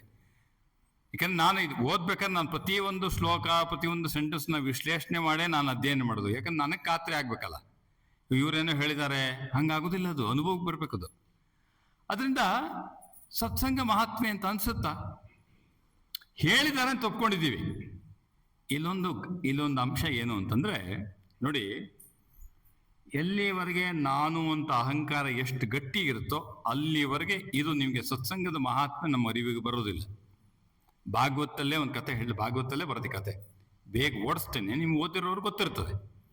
ಈ ಕೃಷ್ಣ ಪರಮಾತ್ಮ ಲೀಲೆ ಆಡ್ಬೇಕಾದ್ರೆ ಅವನು ಬಂದಲ್ಲ ಕೃಷ್ಣ, ಬೃಂದಾವನದಲ್ಲಿದ್ದಾಗ ಚತುರ್ಮುಖ ಬ್ರಹ್ಮನಿಗೆ ಒಂದ್ಸಲ ಡೌಟ್ ಆಯ್ತಂತೆ. ಇನ್ನು ಸ್ವಯಂ ವಿಷ್ಣುನ ಏನು ಮಗು ಆಗಿದ್ದಾನೆ, ಏನೋ ಆಟ ಆಡ್ತಾ ಇದ್ದಾನೆ, ಆಗಿದ್ದಾನೆ, ಬೆಣ್ಣೆ ಕದ್ದ ಆಗಿದ್ದಲ್ಲ, ಇವನು ಅವನಿಗೆ ಡೌಟ್ ಬಂತಂತೆ ಚತುರ್ಮುಖ ಬ್ರಹ್ಮನಿಗೆ. ಇಲ್ಲಪ್ಪ, ಇವನೆಲ್ಲ ಈ ಕೃಷ್ಣ ಎಲ್ಲ ಅವತಾರ ಆಗಲಿ. ಸರಿ, ಅದು ದೀರ್ಘವಾಗಿ ಕಥೆ ಬರ್ತದೆ. ಇವರೆಲ್ಲ ಒಂದ್ಸಲ ಅವನು ಗೊಲ್ಲೋರೆಲ್ಲ ಹೋಗಿರ್ತಾರೆ, ಗೋಪಾಲ ಬಾಲಕರೆಲ್ಲ ಹೋಗಿ, ಹಸುಗಳು ಸಾವಿರಾರು ಬೃಂದಾವನದ ಎಲ್ಲ ಹಸು ಒಂದ್ ಕಡೆ ಇದೆ, ಕೃಷ್ಣನೂ ಇದ್ದಾನೆ, ಅವರೆಲ್ಲರೂ ಇದ್ದಾರೆ. ಮಧ್ಯದಲ್ಲಿ ಅವರು ಅಡುಗೆ ಎಲ್ಲ ಮಾಡ್ಕೊಂಡ್ಬಂದು ಊಟಕ್ಕೆ ಮಾಡಿದ್ದಾರೆ, ಏನೋ ಒಂದು ಬಿಡ್ತಾರೆ. ಕೃಷ್ಣ ಹೇಳ್ತಾನೆ, ನಾನು ಹೋಗಿ ತರ್ತೇನೆ ಅಂತ ಹೊರಟೋಗ್ತಾನೆ. ಅವಾಗ ಈ ಚತುರ್ಮುಖ ಬ್ರಹ್ಮ ಬಂದು ಅವ್ನು ಹೇಳ್ತಾರೆ, ಎಲ್ಲ ಒಂದು ಕೆಲಸ ಮಾಡ್ಬೇಕಲ್ಲ, ಕಿಡ್ನಾಪ್ ಮಾಡ್ಬಿಡ್ತಾನೆ ಎಲ್ಲನ್ನು, ಅಲಾಂಗ್ ವಿತ್ ಹಸು ಎಲ್ಲ ಒಂದ್ ಕಡೆ ಇಟ್ಟು ಅವ್ರನ್ನ ನಿದ್ರೆಗೆ ಹೋಗ್ತಾವ್ರೆಲ್ಲ ಮಲ್ಕೊಂಡ್ಬಿಡ್ತಾರೆ. ಅಫ್ಕೋರ್ಸ್ ಅಲ್ಲೆಲ್ಲ ಒಂದು ಕ್ಷಣನೋ ಏನೋ ಆಯ್ತು ಅಂದ್ರೆ ಭೂಮಂಡಲ 1 ವರ್ಷ ಅಂತೆ. ಅವನದೇನೋ 1 ಕ್ಷಣ, ಒಂದದಿ ಲೆಕ್ಕ ಏನೋ ಇಟ್ಕೊಳ್ಳಿ, ಪುರಾಣ, ನಮ್ಗೆ ಪ್ರಾಬ್ಲಮ್ ಇಲ್ಲ. ಸೊ ಅದು ಇಲ್ಲಿ 1 ವರ್ಷ ಇರ್ಲಿಲ್ಲಲ್ಲ ಭೂಮಂಡಲದಲ್ಲಿ. ಅವಾಗೇನಾಗ್ತಾನೆ, ಇದನ್ನ ಆಕ್ಚುಲಿ ಬೃಂದಾವನ ಯಾಕೆ ಕಣಕಣವೂ ಕೂಡ ಕೃಷ್ಣ ಮಹಾತ್ಮೆ ಅಂತಂದ್ರೆ ಈ ಉದಾಹರಣೆ ಹೇಳ್ತಾರೆ. ಅಲ್ಲಿ ಏನಾಯ್ತು, ಅವನಿಗೆ ಸ್ವಯಂ ಚತುರ್ಮುಖ ಬ್ರಹ್ಮನಿಗೂ ಕೂಡ ಕೃಷ್ಣ ಅವತಾರನ ಅಂತ ಪ್ರಶ್ನೆ ಬಂದಾಗ, ಈ ಅಹಂಕಾರ ಇರೋವರೆಗೂ ನಮಗೂ ಕೂಡ ಇದು ಟಾಪ್ ಸೀಕ್ರೆಟ್ ಅಂತ ಅನ್ಸಲ್ಲ. ಆಮೇಲೆ ಇನ್ನೊಂದು ಹೇಳ್ತೇನೆ. ಈಗ ಇನ್ನೊಂದು ವಿಶ್ಲೇಷಣೆ. ಈಗ ಸರಿ, ಯೋಗಕ್ಕೂ ಸಾಂಖ್ಯಕ್ಕೂ ಧ್ಯಾನಕ್ಕೂ ಕರ್ಮಕ್ಕೂ ಸತ್ಸಂಗ ಶ್ರೇಷ್ಠ ಅಂತ ಹೇಳಿದ ಮೇಲೆ ಯಾಕಿರಬಹುದು? ಬಹುಶಃ ನಮ್ದು ಅಹಂಕಾರ ಇದೆ ಅಂತ ಹೇಳಿದ್ರು ಸ್ವಾಮೀಜಿ, ಒಪ್ಕೊಳ್ತೇನೆ. ಸತ್ಸಂಗ ಯಾಕಷ್ಟು ವಿಶೇಷತೆ ಅಂದ್ರೆ ಏನು? ಬ್ರಹ್ಮಜ್ಞಾನಿಯ ಸತ್ಸಂಗ ಅಂತ ಇಟ್ಕೊಳ್ಳಿ, ಕೇವಲ ಇದಲ್ಲ. ಯಾಕಿರ್ಬೋದು ನೋಡಿ, ಒಂದು ಗಮನಿಸಿ, ಜಪ ಮಾಡಿ, ಪೂಜೆ ಮಾಡಿ, ಪಾರಾಯಣ ಮಾಡಿ. ಅಥವಾ ನಿಮ್ಗೇನಪ್ಪ ಈ ಮಹಿಳೆಯರಿಗೆ ಒಂದು ಅವಕಾಶ ಕೊಟ್ಟರು ಅಂತ ಇಟ್ಕೊಳ್ಳಿ. ಪುರುಷರಿಗೆ ಆಮೇಲೆ ಹೇಳ್ತೀನಿ, ಮಹಿಳೆಯರಿಗೆ ಫಸ್ಟು ಪ್ರಾಧಾನ್ಯತೆ ನಿಮ್ಮದೇ ಅಲ್ವಾ. ರೆಡ್ ಬಸ್ನಲ್ಲಿ ಫ್ರೀ ನಿಮಗೆ ಕೊಟ್ಟಿರೋದು ಸರ್ಕಾರ. ಸೊ ನಾವೆಲ್ಲ ನಿಂತ್ಕೊಂಡ್ಬರ್ಬೇಕು, ನೀವು ಕೂತ್ಕೊಂಡ್ಬರ್ತೀರ. ನಮ್ಮ ತುರುವೇಕೆರೆಯಲ್ಲಿ ಎಲ್ಲ ಕೆಂಪು ಬಸ್ ಇರೋದು, ಒಂದು ಲಕ್ಸುರಿ ಇಲ್ಲ. ನಮ್ಗೆ ಸೀಟೇ ಸಿಕ್ಕಿಲ್ಲ ಇದುವರೆಗೂ ಒಂದು ಸಲ. ಅವ್ರೇನು ಪ್ರಾಧಾನ್ಯತೆ ನಿಮಗೆ, ನಿಮ್ಮ ಮನೆಯಲ್ಲಿ ನಿಮ್ಮ ಯಜಮಾನ್ರು ಹೇಳ್ತಾರೆ, ನೋಡಮ್ಮ ನೀನೇನು ಭಾಗವತ ಶ್ರವಣ ಮಾಡಬೇಕು ಅಂತ. ಅಲ್ಲಿ ಹೋಗಿದ್ದೆ ಒಂದು ವಾರ, ತುಂಬ ಖುಷಿ ಆಯಿತು.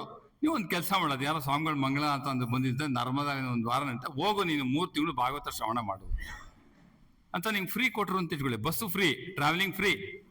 ಅಲ್ಲಿ ಓಂಕಾರ ಆಶ್ರಮದಲ್ಲಿ ಯಾರೋ ಭಾಗವತ ಸಪ್ತ ಹಾಕಿ ವ್ಯವಸ್ಥೆ ಮಾಡ್ತಾರೆ. ಹಿಂಗೆ ಊಟ ವ್ಯವಸ್ಥೆ ಆಯಿತು, ಎಲ್ಲ ಒಂದು ಕಡೆ ಮಲಗ್ದಾಯ್ತು, ಎಲ್ಲ ಒಂದು ಕಡೆ ಎದ್ರಾಯ್ತು. 3 ತಿಂಗಳು ಕೇಳಿದ್ರಿ, ಭಾಗವತ ಕೇಳಿದ್ರಿ, ಆಯ್ತಾ.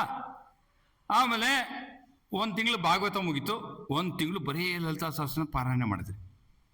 ಇನ್ನೊಂದು ತಿಂಗಳು ಬೆಳಗಾಂ ಥರ ಅಲ್ಲಿ ಯಾರೋ ಜಪಯಜ್ಞ ಆರ್ಗನೈಸ್ ಮಾಡಿದ್ರು ಅಂತ ಇಟ್ಕೊಳ್ಳಿ. ಬೆಳಗಾಂಲಿ 5 ದಿವಸ ಮಾಡ್ತಾರಲ್ಲ, 1 ತಿಂಗಳು ಜಪಯಜ್ಞ, ದಿನ 20 ಸಾವಿರ ಮಾಡೋ ಅವಕಾಶ. 1 ತಿಂಗಳು ಪ್ರತಿ ದಿವಸ 20 ಸಾವಿರ ಜಪ ಮಾಡಿದ್ರಿ. ಇದೆಲ್ಲೂ ಕೂಡ ಏನು ಹೇಳ್ತಾನೆ ಕೃಷ್ಣ ಉದ್ದವನಿಗೆ, ಟಾಪ್ ಸೀಕ್ರೆಟ್ ಏನು, ಸತ್ಸಂಗದಲ್ಲಿ ಇದೆಲ್ಲ ಸಿಗುತ್ತಪ್ಪ, ಇಷ್ಟೆಲ್ಲ ಮಾಡಬೇಡ ಅಂತ. ಅವರೇ ನಾನು 3 ತಿಂಗಳು ಕಷ್ಟಪಟ್ಟಿದ್ದೀನಿ, ಇದಕ್ಕಿಂತ ಅದು ಶ್ರೇಷ್ಠ ಹೆಂಗಾಯ್ತು? ಯಾಕೆ ಅಂದರೆ ಜಪ ಮಾಡ್ಬೇಕಾದ್ರು ಏನಾಗ್ತಿರುತ್ತೆ, ನಾನು ಮಾಡ್ತಾ ಇದ್ದೆ. ನಾನು ಭಾಗವತಕ್ಕೆ ಹೋಗಿದ್ಯಾರು, ನಾನು ಜಪ ಮಾಡಿದ್ಯಾರು, ನಾನು 20 ಸಾವಿರ ರೀ ನಾನು ಮಾಡಿದ್ದು. ಕೊನೆಗೇನು ಹೇಳ್ತೀರಾ, ಇಷ್ಟು ಮಾಡಿದ್ರು ಭಗವಂತ ಬರಲೇ ಇಲ್ಲ, ಹೋಗತ್ತೆ. ಎಲ್ಲ ಕಡೆ ಎಷ್ಟೇ ಇದು ಸಾಧಾರಣ ವ್ಯಕ್ತಿ, ನಾವು ಸುಮ್ಮನೆ ತಮಾಷೆಗೆ ಆಗ್ತದೆ, ನಿಮ್ಗೆ ಅರ್ಥ ಆಗೋ ಒಂದು ದೃಷ್ಟಿಯಿಂದ ಹೇಳಿದೆ ಅಷ್ಟೇ. ಪ್ರತಿಯೊಬ್ಬ ಸಾಧಕನ ದೊಡ್ಡ ಬಾಧೆ ಇದು, ನಾನು ಮಾಡ್ತಾ ಇದ್ದೇನೆ. ಆಮೇಲೆ ಏನಾಗುತ್ತೆ, ಈಗ ಧ್ಯಾನ ಕೂತ್ರಿ ಇಲ್ಲ, ಇದೆಲ್ಲ ತುಂಬ ವಿಚಾರಗಳಿದೆ. ಧ್ಯಾನ ಕೂತ್ರಿ ಅಂತ ಇಟ್ಕೊಳ್ಳಿ.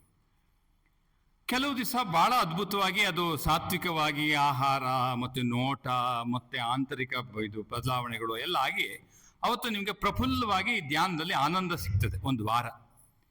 ಆಮೇಲೆ ಟಸ್ ಅಂತೇಳಿ ಪೂರ್ತಿ ನೀವು ಏನು 2 ಗಂಟೆ ಕೂರ್ಲಿ 3 ಗಂಟೆ ಕೂರ್ಲಿ ಪೂಜೆ ಮಾಡಿ ಧ್ಯಾನ ಮಾಡಲಿ ಪಾರಾಯಣ ಮನಸ್ಸಿಗೆ ಏನು ಮಾಡಿದ್ರು ಹೇಳೋದಿಲ್ಲ. ಈ ರೀತಿ ವ್ಯತಿರಿಕ್ತಗಳು ಬರ್ತಾ ಇರುತ್ತೆ ಮನಸ್ಸಿನಲ್ಲಿ. ಆವಾಗ ಇದೇನಾಯ್ತು, ನಾನು ಮಾಡಿದ್ದೆಲ್ಲೋ ಹಂಗಾರೆ. ಈ ಎಲ್ಲ ಬದಲಾವಣೆಗಳಲ್ಲಿ ಈ ಮನಸ್ಸಿನ ವ್ಯತಿರೇಕಗಳು ಕಾಣ್ತಾರಲ್ಲ, ಎಲ್ಲ ಕಡೆ ಪ್ರಾಬ್ಲಮ್ ಏನಾಗ್ತದೆ, we are fighting with the mind all the time. Actually Swamiji ಎಲ್ಲ ಕರ್ಮಯುಗದಲ್ಲಿ ತುಂಬ ಅದ್ಭುತವಾಗಿ ಎಕ್ಸ್ಪ್ಲೇನ್ ಮಾಡ್ತಾರೆ. ಅದಕ್ಕೆ ಸಾಧನೆಯ ಕೊನೆಗೇನು, ಈ ಅಹಂಕಾರವನ್ನು ಹೇಗೆ ತೆಗೆಯೋದು, ಅದಕ್ಕೆ ಅನ್ಸೆಲ್ಫಿಶ್ನೆಸ್ ಇಸ್ ಗಾಡ್ ಅಂತ ಕರ್ಮಯುಗದಲ್ಲಿ ಯಾಕೆ ಹೇಳ್ತಾರೆ ನಂಗೆ ಅರ್ಥ ಮಾಡ್ಕೊಳ್ಳೋಕೆ ಎಷ್ಟು ದಿವಸ ತಗೊಂಡಿದ್ದೀನಿ ಗೊತ್ತಾ. ನಿಸ್ವಾರ್ಥತೆಯೇ ಭಗವಂತ ಅಂತ ಕರ್ಮಯುಗದಲ್ಲಿ ಸ್ವಾಮೀಜಿ ಹೇಳ್ತಾರೆ. ಅದಕ್ಕೆ ನೀವು ಒಬ್ಬ ಸಂತನ ಬಳಿಗೆ ಹೋಗಿ ನೋಡಿ, ಈ ಯಾವ ತಾಪತ್ರಯವೂ ಇಲ್ಲ. He will make you forget. ಇಷ್ಟೆಲ್ಲ ನೀವು 3 ತಿಂಗಳು ಹೋರಾಟ ಮಾಡಿದ್ರಲ್ಲ, ಅದ್ಭುತವಾದ ಒಬ್ಬ ಸಂತನ ಬಳಿಗೆ ಹೋಗಿ ಕೂತ್ಕೊಂಡ್ಬಿಡಿ ನೀವು.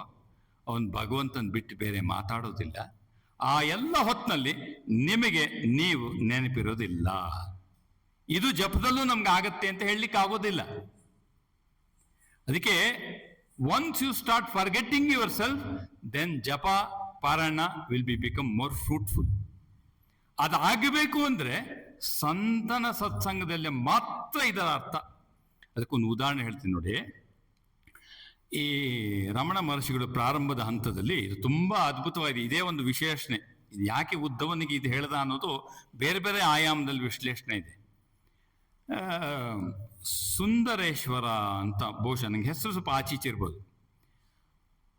ಆತನಿಗೆ ವಯಸ್ಸು 9.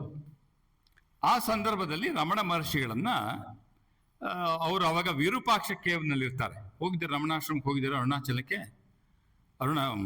ಹೋಗಿ ತಿರುವಣ್ಣಾಮಲೈ ಹೋಗಿದ್ದಾರೆ. ನೆಕ್ಸ್ಟ್ ಟೈಮ್ ಹೋಗಲೇಬೇಕು ಅಂತೇನಿಲ್ಲ, ಹೇಳಿದೆ. ಅಲ್ಲಿ ಆ ವಿರೂಪಾಕ್ಷ ಕೇವ್ನಲ್ಲಿ ಅವರು ಪ್ರಾರಂಭ, ಕೆಳಗಡೆ ಶಿವನ ದೇವಸ್ಥಾನದಲ್ಲಿದ್ದು ಅಲ್ಲಿ ಸ್ವಲ್ಪ ತೊಂದರೆ ಆದಮೇಲೆ ಈ ಮುಟ್ಟು ವಿರೂಪಾಕ್ಷ ಕೇವ್.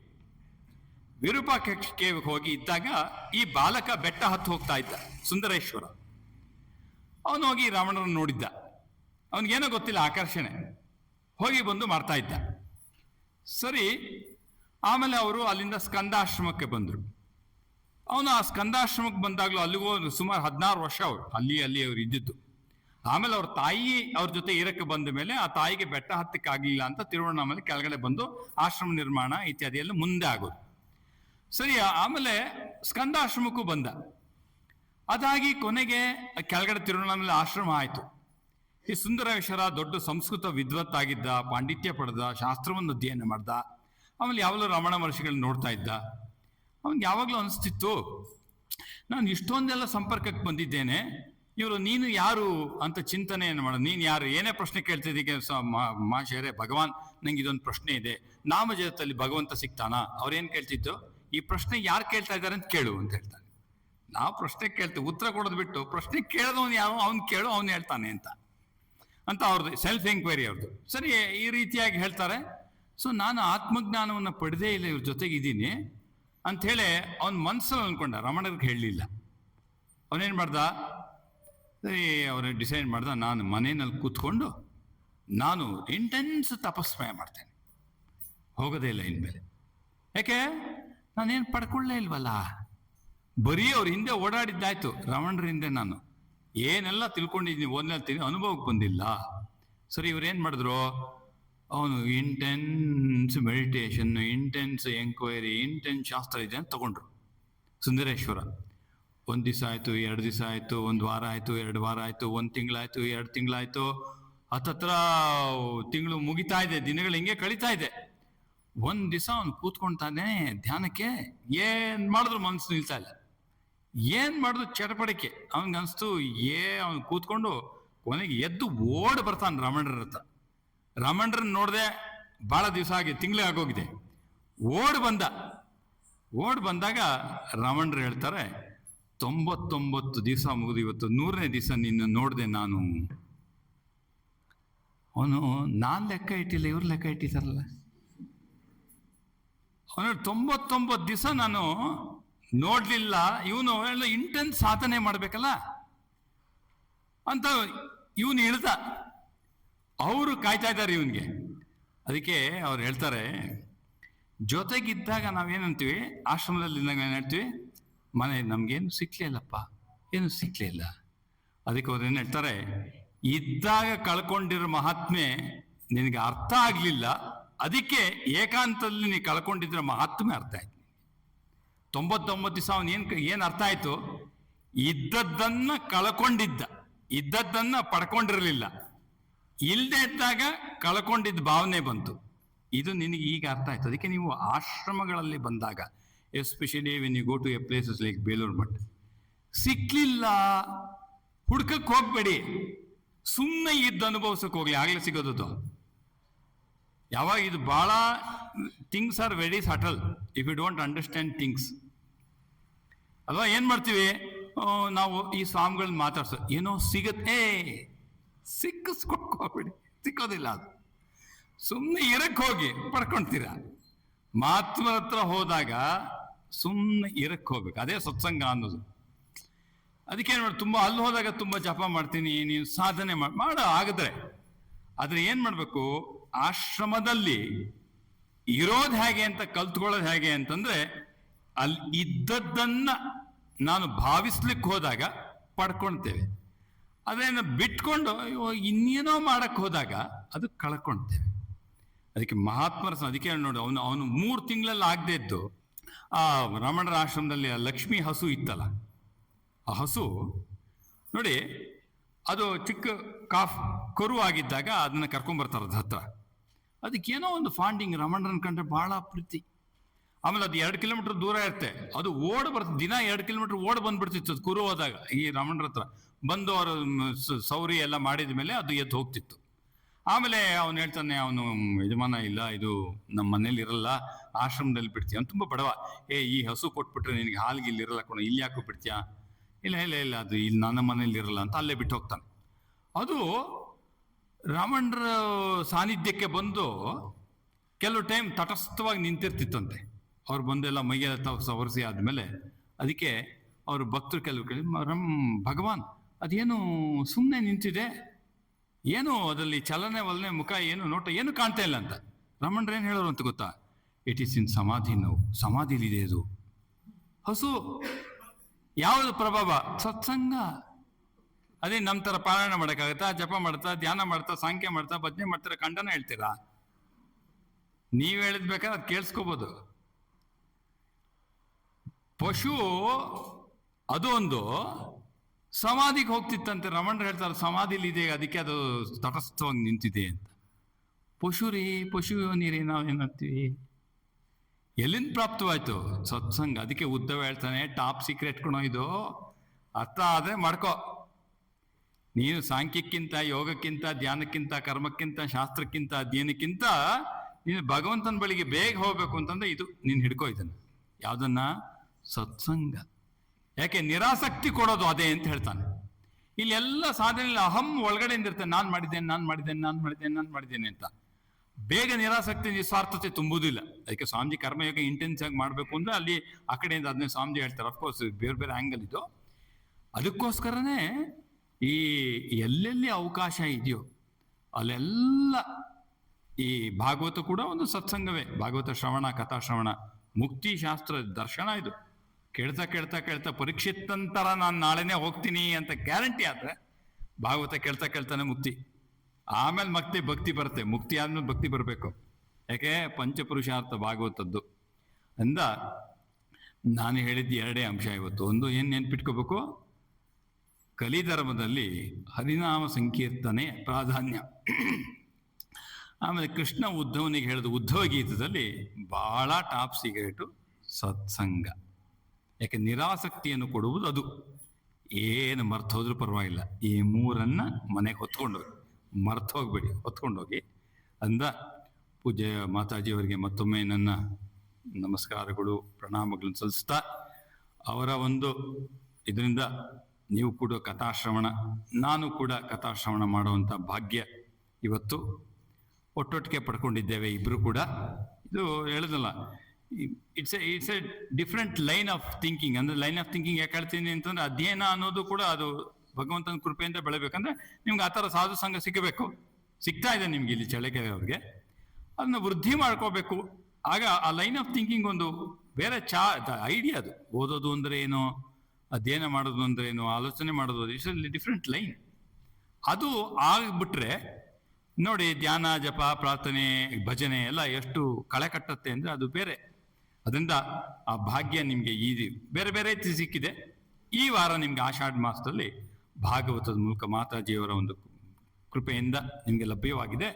ಹೆಚ್ಚು ಅದು ನಿಮಗೆ ಮೋಕ್ಷ ಪ್ರಾಪ್ತಿ, ಭಕ್ತಿ ಪ್ರಾಪ್ತಿಗೆ ಲಭ್ಯಕ್ಕೆ ಭಗವಂತ ಪ್ರಾಪ್ತಿಯನ್ನು ಕರುಣಿಸಲಿ ಇನ್ನು ಅಂತ ಹೇಳಿ ಪ್ರಾರ್ಥನೆ ಮಾಡಿ ಇಲ್ಲಿಗೆ ವಿರಮಿಸೋಣ. ಓಂ ಶಾಂತಿ ಶಾಂತಿ ಶಾಂತಿ. ಹರಿ ಓಂ ತತ್ಸತ್. ಶ್ರೀರಾಮಕೃಷ್ಣಾರ್ಪಣಮಸ್ತು.